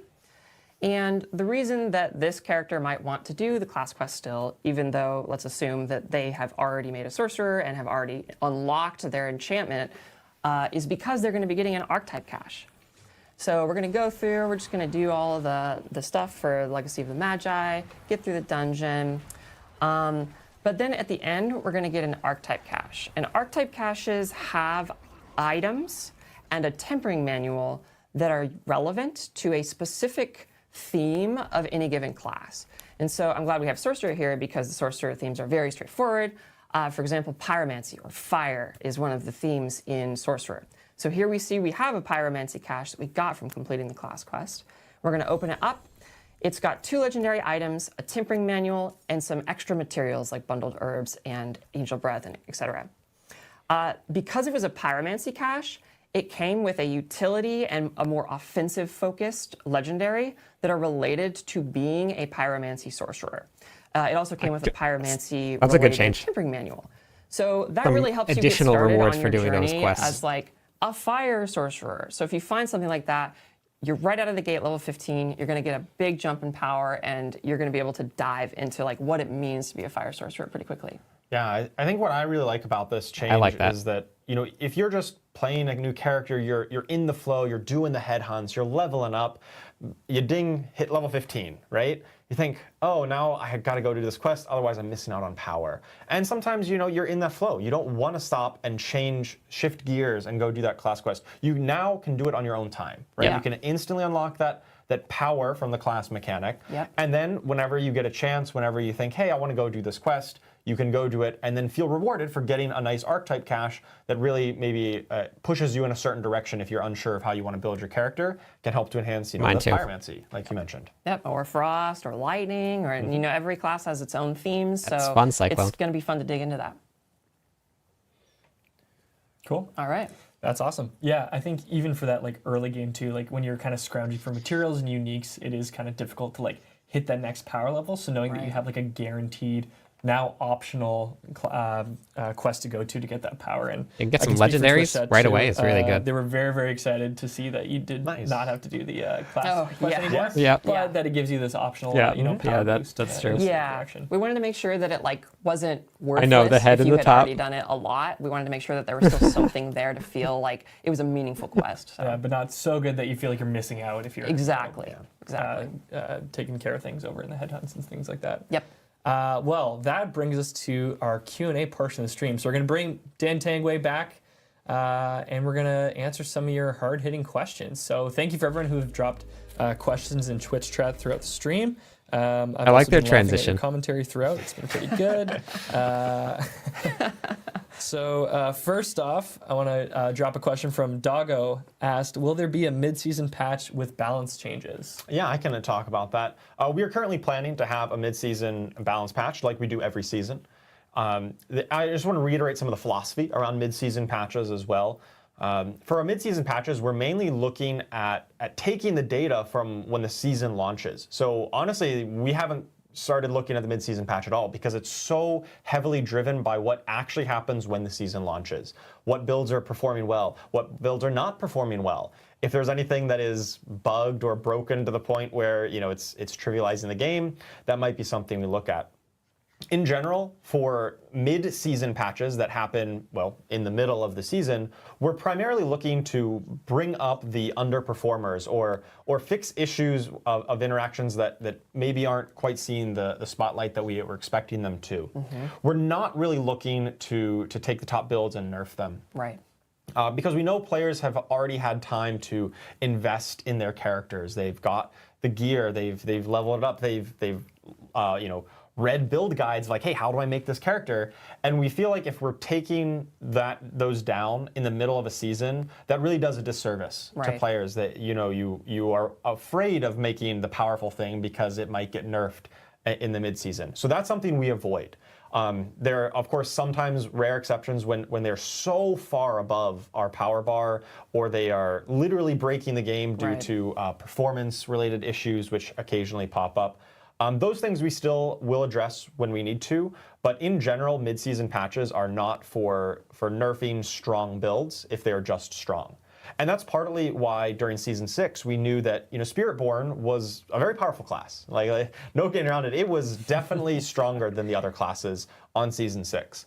But that was okay. We didn't want to make any kind of snap judgment of like, oh, we need to nerf it here in midseason. We know players have been invested into it, and we want to respect their time and investment into that. It's important that there's a sense of security in picking a build and knowing that it is going to stay viable when you're playing it throughout the season. Yeah, and kind of as a corollary to that, whenever we do seasonal updates, like launch a brand new season, that is more when we're going to look and say, hey, what is dramatically overperforming? What is crowding out the rest of the roster? Like Spiritborn during Season 6 was maybe crowding out some of the other classes. Yeah. We take the seasonal resets as a time to say, that's when we're going to bring those builds down. And that's when everyone is starting fresh on the new season. And so you're not losing that much of time investment if it's starting all fresh again. Yeah. And on the system side, in terms of mid-season changes, it's really important to us that we have a very targeted approach to systemic changes in mid-season patches. We want to make sure that we are gathering as much data as possible and as much information as we can to ensure that any tweaks we make aren't going to cause waves or changes that we weren't expecting or are undesirable. So we really want to gather as much like telemetry and data as possible from like how people are actually experiencing the season, and then kind of patch those pain points that people that we all find together, and we want to wait to make sure that we're doing it right. So we really want to know how people are going to be playing Season of the Witchcraft, and then we'll basically figure out what needs to happen and change from there. Yeah, and that's why so much of the feedback from PTR, or even just throughout the regular seasons, all the feedback, we really do listen to it, and it's so important to us to make sure that we can make Diablo 4 as best as we possibly can. It's really critical that we get that feedback and we're able to iterate on that. Absolutely. Awesome. That is a super thorough answer for the mid-season patch. Yes. I mean, like I'll take all the information you got, so that's fantastic. This one's probably for you, Aislinn, from, oh boy, okay, bear with me here. Papsyrup Sagan, do the class quest caches scale to the level when they're opened? Oh, yes, they absolutely do. So you can get it early or you can get it later. But the archetype caches that you find in the class quest aren't actually the only place you can find archetype caches. You're going to be able to get more from the season journey and other sources as well. Okay, that's good scaling. So they're not exactly like a super finite supply. So you don't have to think too hard about like exactly when you should be opening them. The class quest is just one among many sources that you can earn in archetype Nice. cash. You don't have to like sit on it throughout the whole season to be like, all right, when am I going to pop this thing? Yeah. And nice to have some extra goodies as you're on your way to get Dorian the Raven. Of course. Because we know that's the most important love thing. Dorian. I mean, Dorian. I'd say, Dorian's pretty cool. Team Dorian. Also, on a similar thread, the Collector KC asks, is the class quest unlock retroactive as of right now, or only after it you is. complete it this season? Yeah, so as long it's retroactive. So as long as you've nice. completed, you've done There you the go. sorcerer quest before on a sorcerer at any point during Diablo, you're good to go. Nice. From the Discord, That's perfect. Bacterial, cool name. Beautiful. Can we expect the summon tag to work with minion thorns? And any update on bristleback aspect working with minions? I believe they should. I'd have to look into precisely minion thorns. I know that was a stat that your summons can inherit your thorns. That was a stat that I'd have to look into exactly bristleback aspect. But as a general matter, our philosophy on minion thorns and minions in general is if you think it should work, it should. The interactions of when you deal thorns damage, it should, if your minions are the ones triggering that thorns damage, it should count as if you had dealt it. I don't have that right in front of me, that particular interaction, but that is our philosophy. And if that's not happening, then we'll look to address it and improve that moving forward. Cool. That's live on their Twitch page, Tony. Just had a question from AoE Alina. Are there plans to reduce visual clutter, such as an opacity slider? I love Sorcerer and Spiritborn, but the visual effects are hindering my party. I think that would probably be something that we would have to talk to the UI team about and the folks over in VFX. It's something that we've been grappling with throughout the life of Diablo because there's so much happening, especially when you have an end-game build. And if that gets so out of hand, like with new seasonal mechanics or new powers or legendary aspects that we create, it's something that we'll be taking a look at every time something like that comes up. Yeah, I totally get it too, because like when you're playing Spiritborn, like you know what to look for as you're casting these abilities, but if you're just around it, then it can be a little overwhelming. Like when I have friends that come by that perhaps haven't played a Diablo game before, they're like, how do you know what to look at? It's like, you just kind of figure it out. But I could totally see how that could be a bit of a distraction on the screen. I love all of the effects. I love it. Ooh, light up the screen. Anjin-san. For the Q&A, how do Hydras work with the new summoning changes, and how does burning damage work in comparison to poison? Yeah. Another very technical question. Yeah, for you, absolutely. Charles. So luckily, I did include the Sorcerer Conjurations in the Summons update when I talked about them. Yep. But actually, for the most part, the Conjurations were already behaving this way. And that was part of the inconsistency that I kind of had glossed over, said, hey, they were inconsistent. And, since now we're in the more technical part, the inconsistency was that most of the Sorcerer Conjurations were already behaving the way that we wanted them to. Right. Where the damage was being attributed to the player, and it was actually the Necro Minions Yes, and that is Shadow true. Clone and That's true. Companions primarily that were not as interactive as we would have liked. Right. So with that in mind, there's actually no real functional changes to the way that Hydra works with this. I don't believe Hydra was really touched, but it was actually used as kind of the example of how we wanted to implement and make the other summons work. One question I do want to take really quickly that I've seen throughout chat, I mean, it was really hard to ignore. People are asking where Adam was. I mean, I think we just have to address it straight up. Adam Fletcher is no longer with Blizzard, which is really too bad. So you won't really be seeing him in a whole lot of other streams. So really sorry to disappoint chat, but you're stuck with him. Just kidding. He's been here. Oh my God, it's Adam. Just kidding. Adam's staying forever.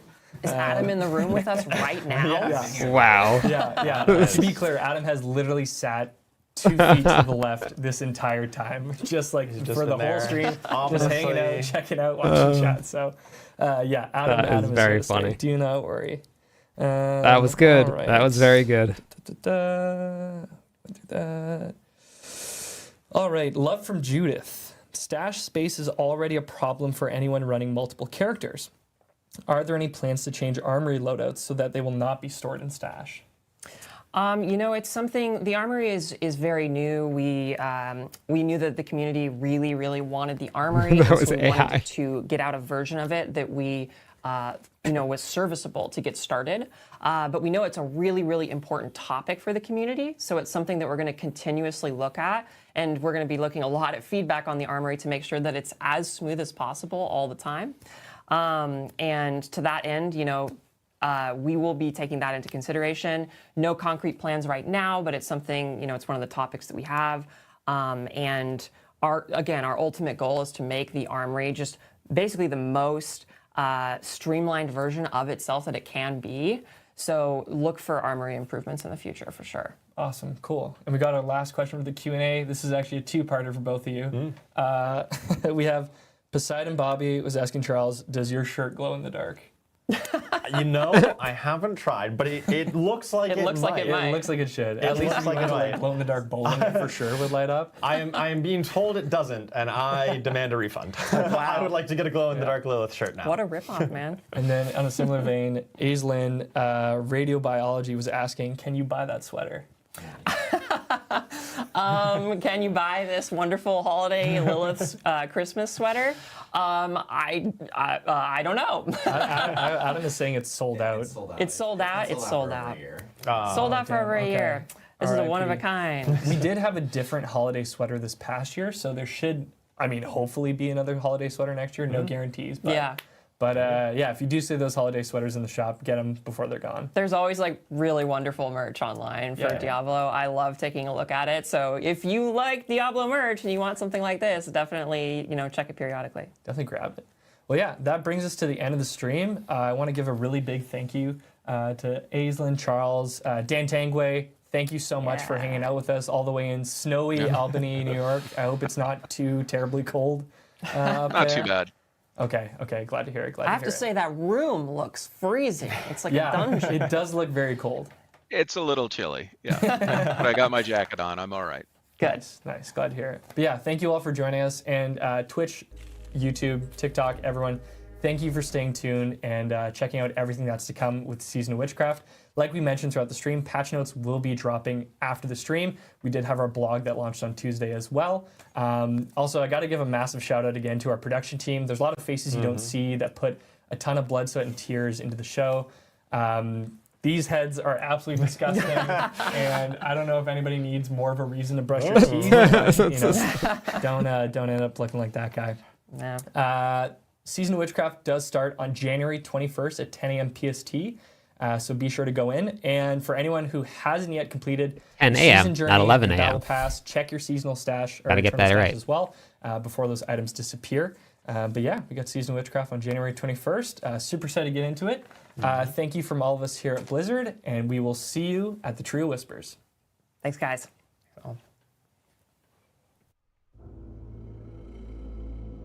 All right. That's it. I'm going to make a bunch of videos today, so I'm probably going to be working all day long. It's going to be a nice long day. We are going to get the patch notes as well. So I'll do a recap of the overall changes that are coming to the season, and we will also do all of the patch note changes. I'll cover the classes that I know the best. We'll do just a brief overview of some of the classes that I didn't get to play too much of. But yeah, okay, thoughts. Let's get some thoughts on the live stream. What do you guys think so far? I'm gonna move everything back around here. Just readjust the stream again. Wait, hold on. Wait, myself here. Form. Bam, bam, bam. Right here. Then let's turn back on sound alerts and the alert box. Just wanted to say also to everybody that's here, we have a huge turnout on YouTube today. Thank you everybody so much for being here and watching that with me. That was amazing. And everybody on Twitch and TikTok that tuned in also, thank you. I appreciate this. I will be here live when the season goes live. I will be on earlier. I'll get the times right this time, but either way, we got to hang out. I wasn't late. But thank you everybody so much. That is going to be amazing. Today was really cool. Lots of great changes that are coming up. So volume, yeah, I'm not sure yet. Once the changes happen, I'm going to test it out and I'll try it. I don't know what it's going to feel like in the new season or once the patch hits. So I'm going to try once it goes live, and I'll post an update video on it. Yeah, that was fun, Tony. I normally am not around to do any of these because normally I'm working, but I'm not at work right now. So, which part, Buff? Do you think it's going to be? It's a little complicated.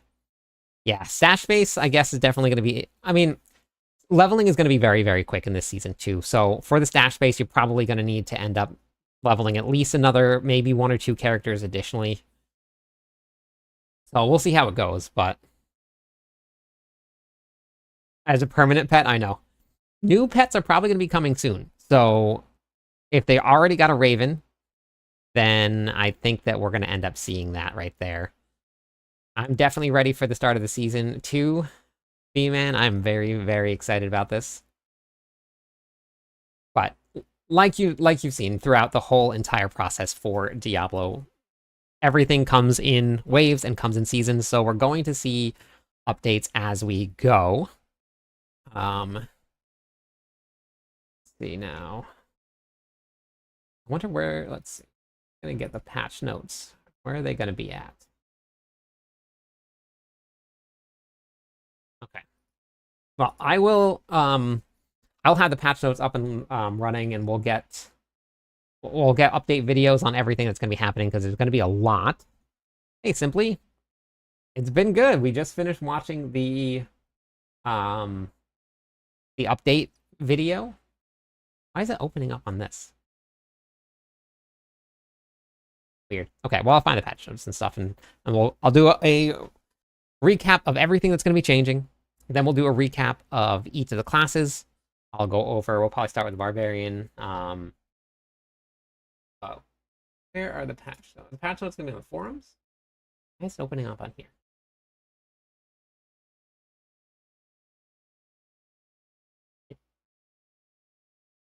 I've always just had a link to the patch notes, mostly from like Wowhead, so I've never actually grabbed them off of the website.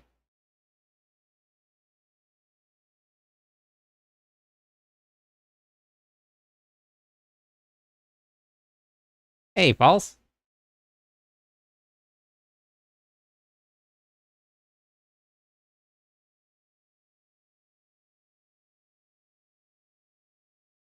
Seasonal features. Okay, so wait, here is this the cool Battle Pass rewards? Yeah, I went there and there was nothing there yet.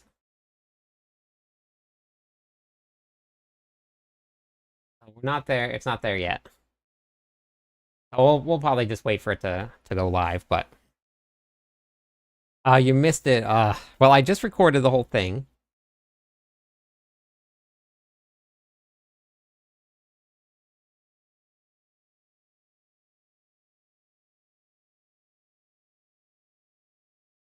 Okay, got it.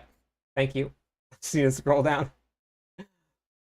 Yeah, so normally I'm working during this whole thing, and so I never actually get to, I always just click the link that people post in Discord, but the Barb Nation hoodie I won on December 21st has yet to ship. It was gifted to the stream. No, that shouldn't have been.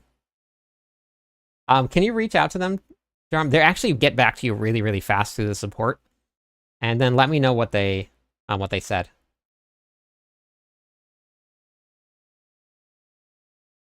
Oh, that's okay, Simply. You're good. Oh. How do I actually get the link to this here? I want to view it here. Yeah, and then let me know what they say for it.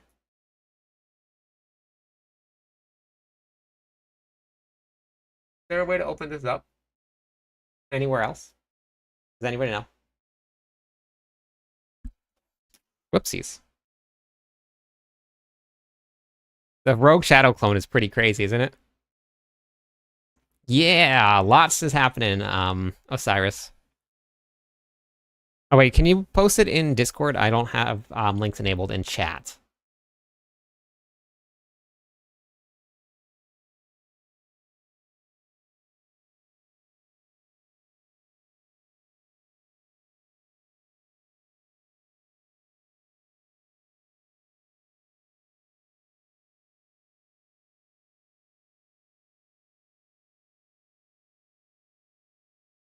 I'm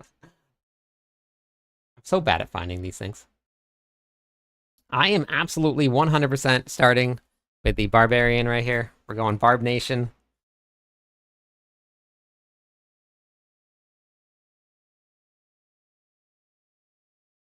I don't know why I'm so bad at this stuff. I'm so bad at finding these things.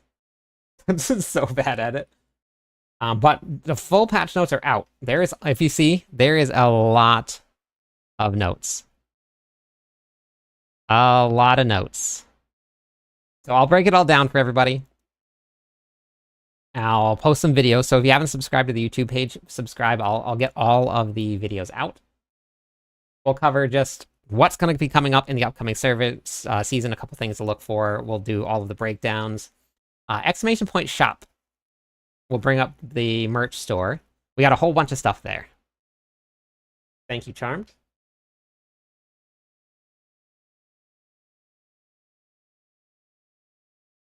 Hey, Dawn.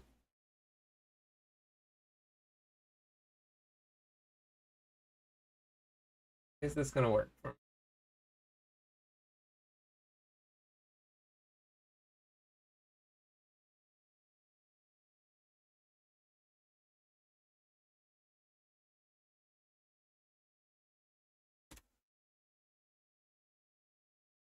Okay.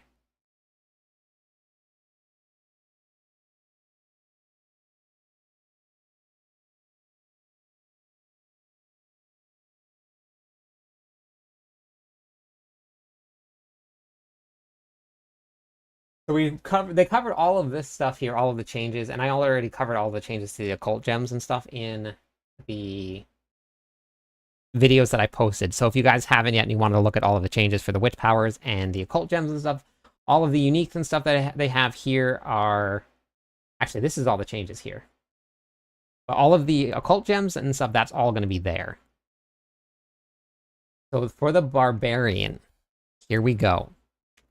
I will be starting Barbarian, so I'm very excited to see what they did. They did mention that they're going to get it. They're getting increases to a lot of the damage. Hammer of the Ancients was already buffed when it went into the PTR from 70 to 80%. Coming out of the PTR, they're taking it from 80 to 90%. So they're giving it a little bit more than 10% increase to its base damage. This Furious Hammer of the Ancients change is going to be really big also. If you're running a Barbarian with 300 Fury, which is definitely doable, you can get up to, this is 150 critical strike chance, which means you run 100% critical strike chance no matter what, and 150% increased multiplicative damage. Critical strike damage, I think. Oh no, it just says straight damage. So this is a really big buff here. That 3 to 5% makes a pretty big difference. It's going to be interesting to see if this is going to be the temper or the rune that we take. Here's the changes to Whirlwind. It's small-ish, but we'll see how it feels on the PTR, or actually when the server goes live. They are not buffing the Spiritborn, no. They are tuning the Spiritborn back to what it should be at right now. They didn't do really any nerfs to the Spiritborn because, from the PTR, because they felt like it was strong enough on the PTR. But they will not be buffing the Spiritborn. The Spiritborn is way, way, way too strong in the current season, so they're cutting that back a little bit. Iron Maelstrom. They're reducing the bonus, even though nobody's been using Iron Maelstrom, they're reducing the bonus. And then they're raising the critical strike damage for it. Weapon swapping reduces... Ah, interesting. Okay. Yes. So they said that the Spiritborn on the PTR felt good for where they're at. So they didn't really do too many nerfs, and no buffs. Yep, strong because of bugs, but still on the PTR without all those bugs, the Spiritborn still was one of the strongest characters out there. So they're not going to be buffing it at all. So even without any of the bugs, the Spiritborn is definitely still very, very strong. There are actually a lot of people, Declan, that play on Eternal. If you read through the comments on my videos, there are a massive amount of people that just want to play Eternal. And they're very upset when when all the gear goes Legacy every season. There's a ton of people out there that play it.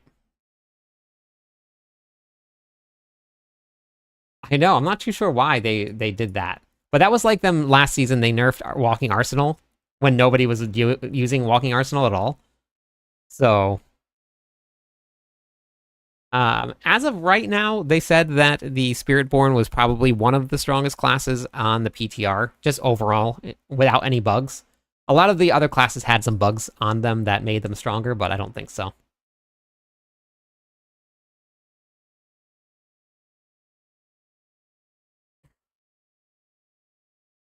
No, the last one actually had exactly the same amount of people. It was actually the same. When the what's it called? When the expansion launched, that's when they had that many people watching, and that makes sense. It's a huge launch for an expansion pack. Everybody came back, so that makes a lot of sense. Yeah, the Kepaleka nerf is pretty big, but that was needed.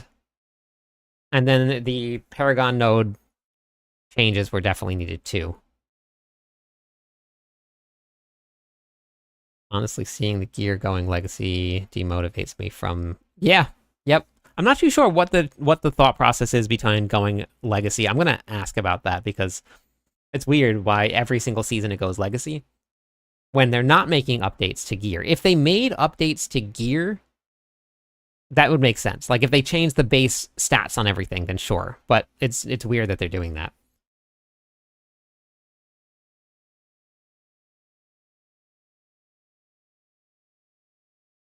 Well, Declan, I mean, if you are excited about Diablo 3, then that's the game you should be playing.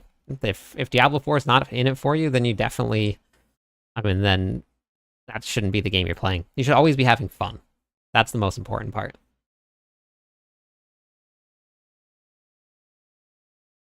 They're all going to be strong this season, Rye. Play what you want to play. It's going to be very easy to level up. Very, very easy to level up. So go play what you want to play. Don't worry about what's going to be the strongest class. Nothing is going to be like Spiritborn and then everybody else this season. It's not going to be that different. It will be maybe Spiritborn and then like Barbarian and then Sork and then Rogue and then Necromancer and then Druid. Sorry, Druids. But it's going to be like that. It's not going to be such a big power gap. So...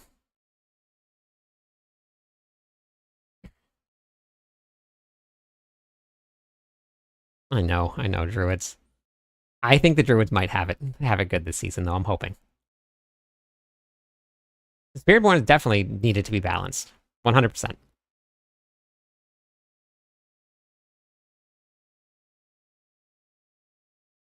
Yeah, but yeah, that change happened in Season 5, though. I think my gear from Season... Oh, wait.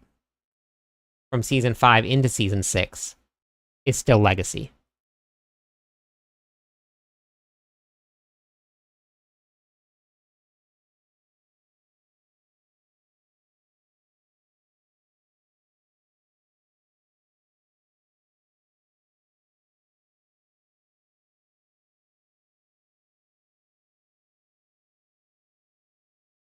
Yeah, I guess the change in aspects makes sense. But maybe just make those. I guess that's kind of, like I said, I don't know. Yeah, I'm not too sure how much work that is, but...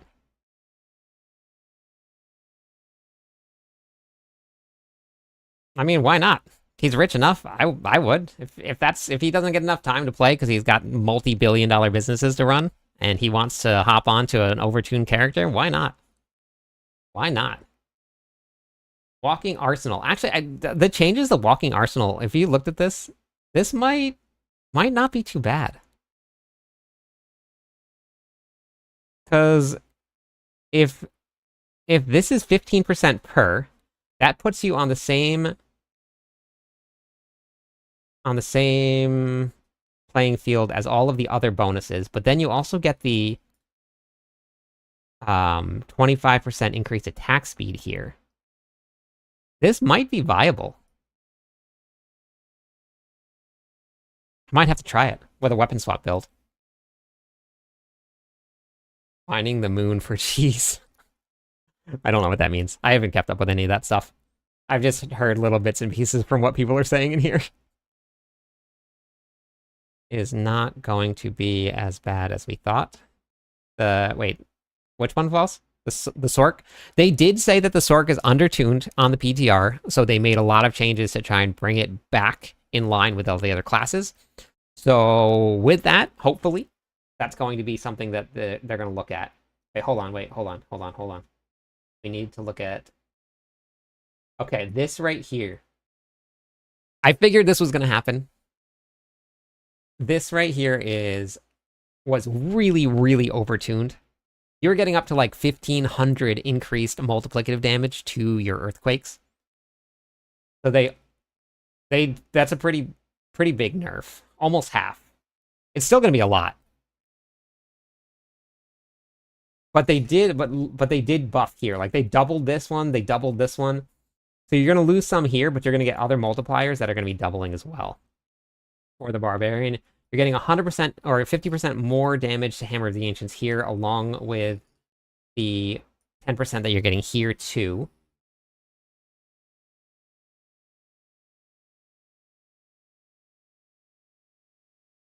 I think it's because the Druids win the PTR every single season. I think that's what's happening. They win it every single season, and then because they keep winning it. But can you guys tell what they want the Barbarian to be doing? Earthquake damage, earthquake damage, earthquake damage, earthquake damage. So buffed, nerfed, but buff, nerf. It should work out pretty well.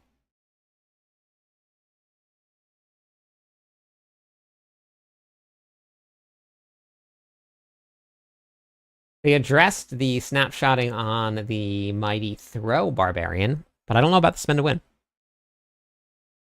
Yes, Van, perfect. Whirlwind. But Whirlwind Quake.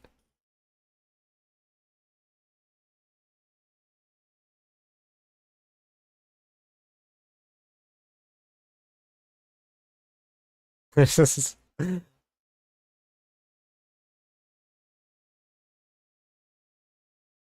But we'll see. We'll see what comes up with it, so. Yeah, spin to win for the Rogue might still be viable. The Rogue might be very, very strong this season. There's a very, very good chance that the Rogue is very, very strong. So we talked about the Necromancers, right? And Bloodwave. Is that what it was? Bloodwave? Okay, so the damage scaling for Bloodwave has been reduced by half. They said it was very overtuned, which I heard it was on the PTR. So Bloodwave is being reduced. The Skeletal Mage and Golem damage, just the Mage and Golem, not any of the other ones, is being reduced from Army of the Dead only. Yeah, this is the new patch notes. This is everything that's out now. And to Diablo 4 late, I only have made it to 140 in Spiritborn. They're all going to be really good, Rye. Depends on what kind of class you like. If you liked the Spiritborn, then maybe try Rogue, because it's pretty similar in gameplay.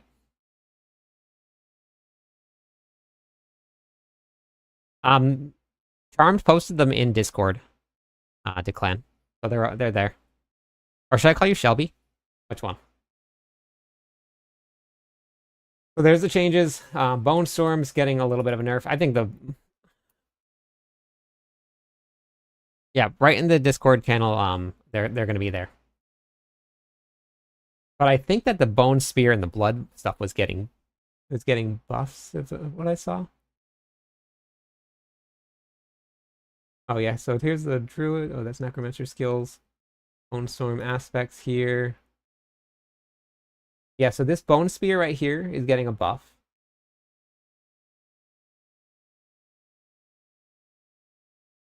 Deathless Visage is getting a buff. Echo damage scaling is getting a buff. Lidless Wall is getting a buff.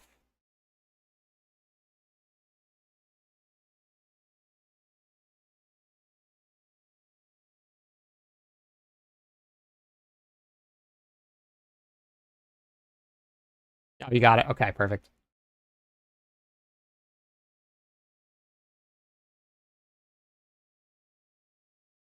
So a lot of great changes. I'm super excited.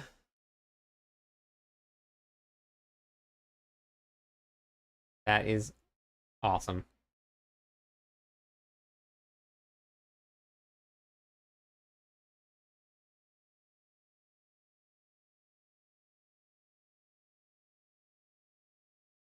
Okay, for everybody that was just tuning in, that was the developers live update. We got some really, really great changes. We've been sharing our thoughts on kind of what the thoughts were. Mostly buffs across the board for most of the classes. They did look into some of the over-tuned ultimates, but really, really great quality of life changes that are going to be happening in this season. One big glaring thing is going to be the armory. That is going to be amazing, but it also comes with the downside of having all of that stuff in your bag. Thank you for the follow. Thank you. But the downside is definitely going to be all of the stuff that's going to be in your bags. That is going to be something that they talked about addressing, so maybe we'll see some changes to that. Pretty much all of the undertuned witch powers have now been buffed. So we're going to see a ton of increases to our power from there. They buffed a lot of them. So they really want the power scaling from the witch powers to feel very, very viable in this season. They added in a ton of new content through the headhunt zones. I like how they tied it into the story. They tied it into the Tree of Whispers. When you're fighting some of the bosses that are spawning, you are going to get heads that you can go back to the Tree of Whispers, which is a brand new town. So if you haven't yet, make sure you go and you save that town as your favorite. You just mouse right over or you hover over the waypoint and there'll be a favorite button. Go click on that because that is going to be where you want to go pretty much any time that you go back to a normal town. It is a full hub now. I'm waiting to see when the server goes live. Hopefully they gave us portals there. On the PTR, when you were in a party, there was no portals by the waypoint to teleport to anybody else. That's the only thing that it was lacking, so hopefully we'll see that. But when you're fighting these head-rotten bosses, you have a chance to collect their heads and bring them back to the Tree of Whispers, which is a really cool tie-in. You turn them in, and those are going to give you the occult gems. The occult gems that you're going to be using are going to be combined with your witch powers. A lot of people are comparing the occult gems to Season 1. Season 1, we had hearts that we would put into our jewelry. Those would give us buffs, but that's all we had. It was just straight buffs from your jewelry that you got to your abilities. With the new occult gems, you're actually going to tie those gems into your witch powers. They have specific powers on them that are going to work in conjunction with how many witch powers you insert, what type of witch powers you insert. So with all three of the different types of witch powers that you have, you're going to have to choose. You can only socket 5 witch powers. The lost power that you get doesn't count towards those bonuses on the occult gems. So as you're going through and you're getting your new powers, and you unlock them just by playing the game and turning in whispers.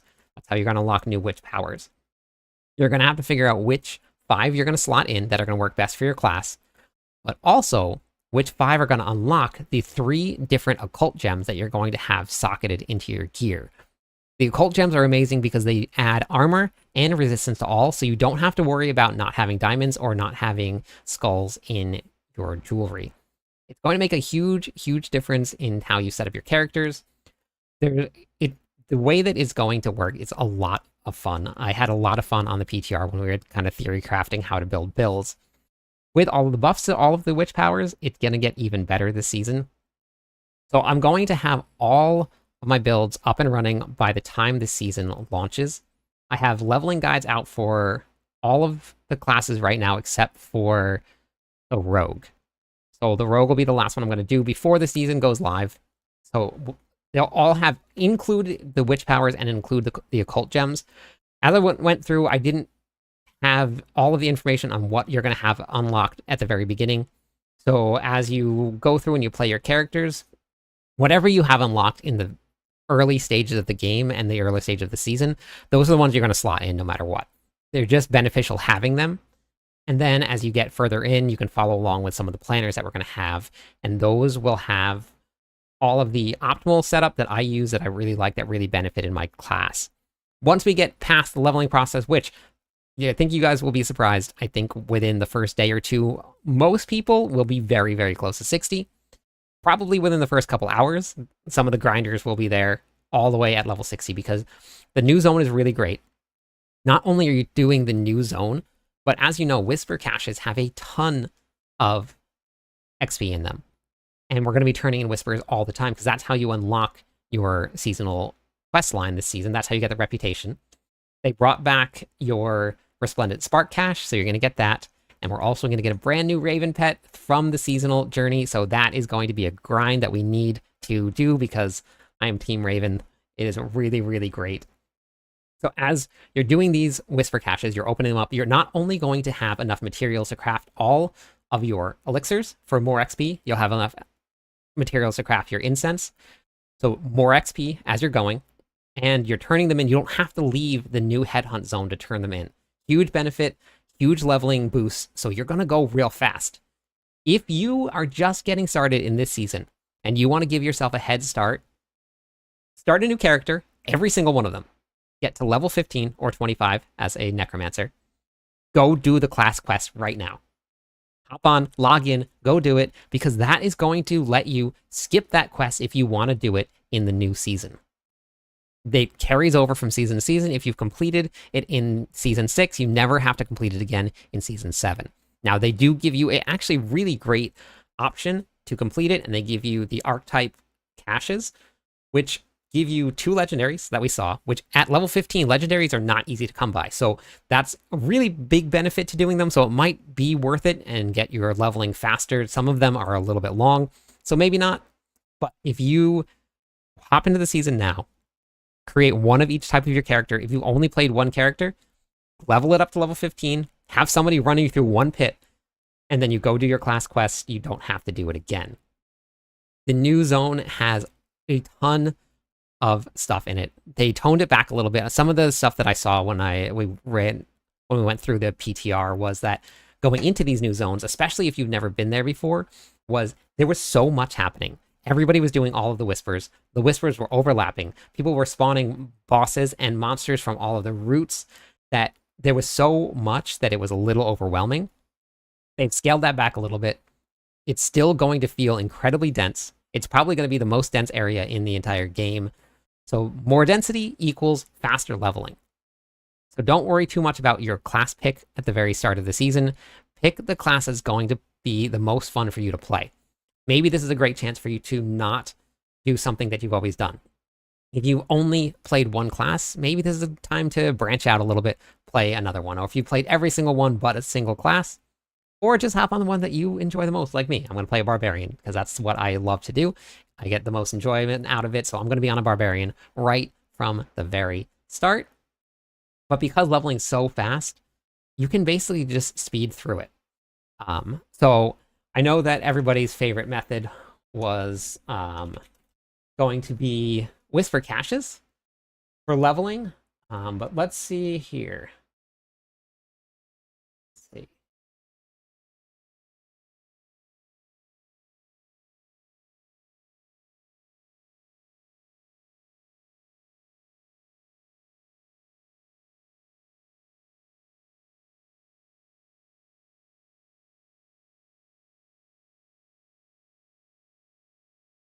Okay, so Whisper caches for leveling has been changed right here.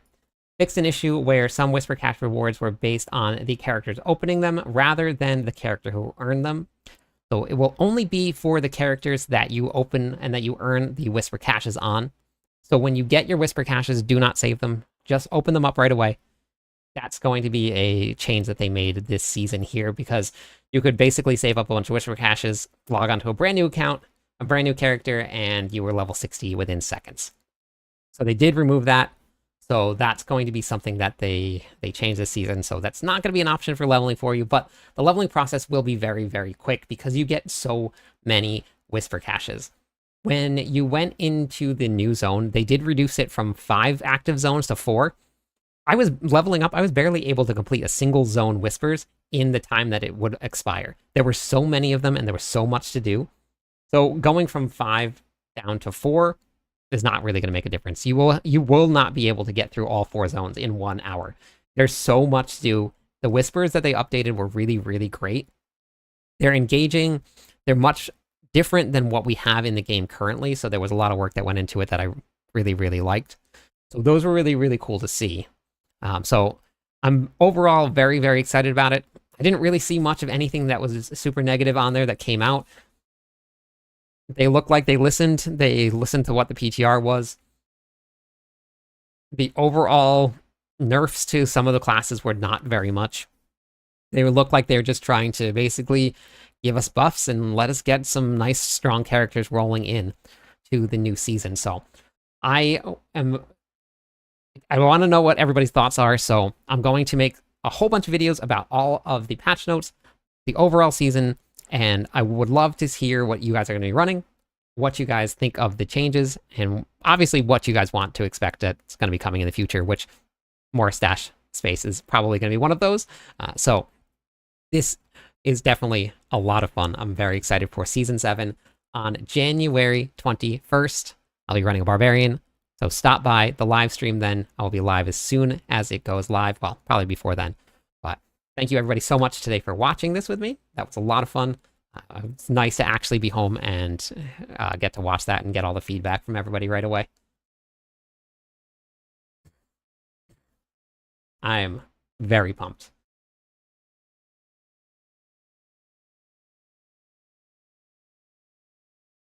Okay, well, let me see. Hold on. Touch of Death. Touch of Death.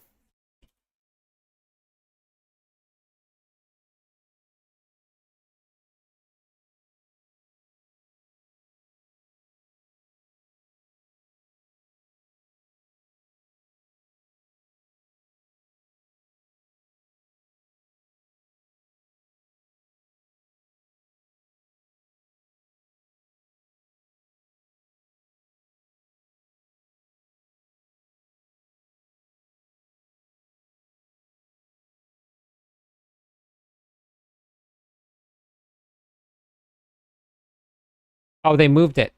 Gone. So right here, the chance for it to reinfect has been replaced with Touch of Death duration. So they just moved it.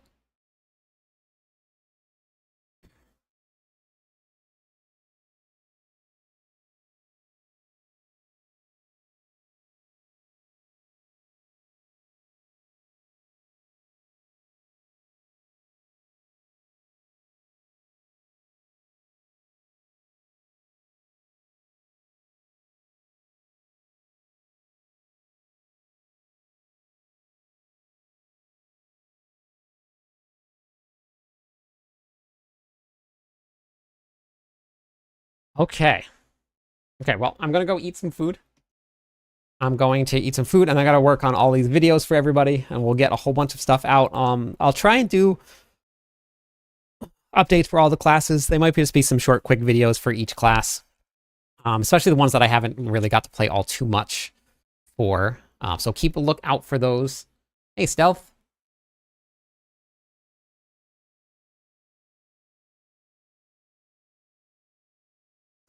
I think casting Touch of Death. I think the reinfect was actually kind of bugged during the season. I don't think it was working. Yeah, no problem. Tony, thanks for being here. I appreciate it. All right, everybody. I will be back the normal time tonight. So make sure that you guys stop back by. I'm going to look out for those videos because I'm going to have everything posted. We got some work to do. So I'm going to go tire out the dogs right now, eat some food, and then get to work on the videos. I'm very excited. So thank you, everybody. Have a great, great day.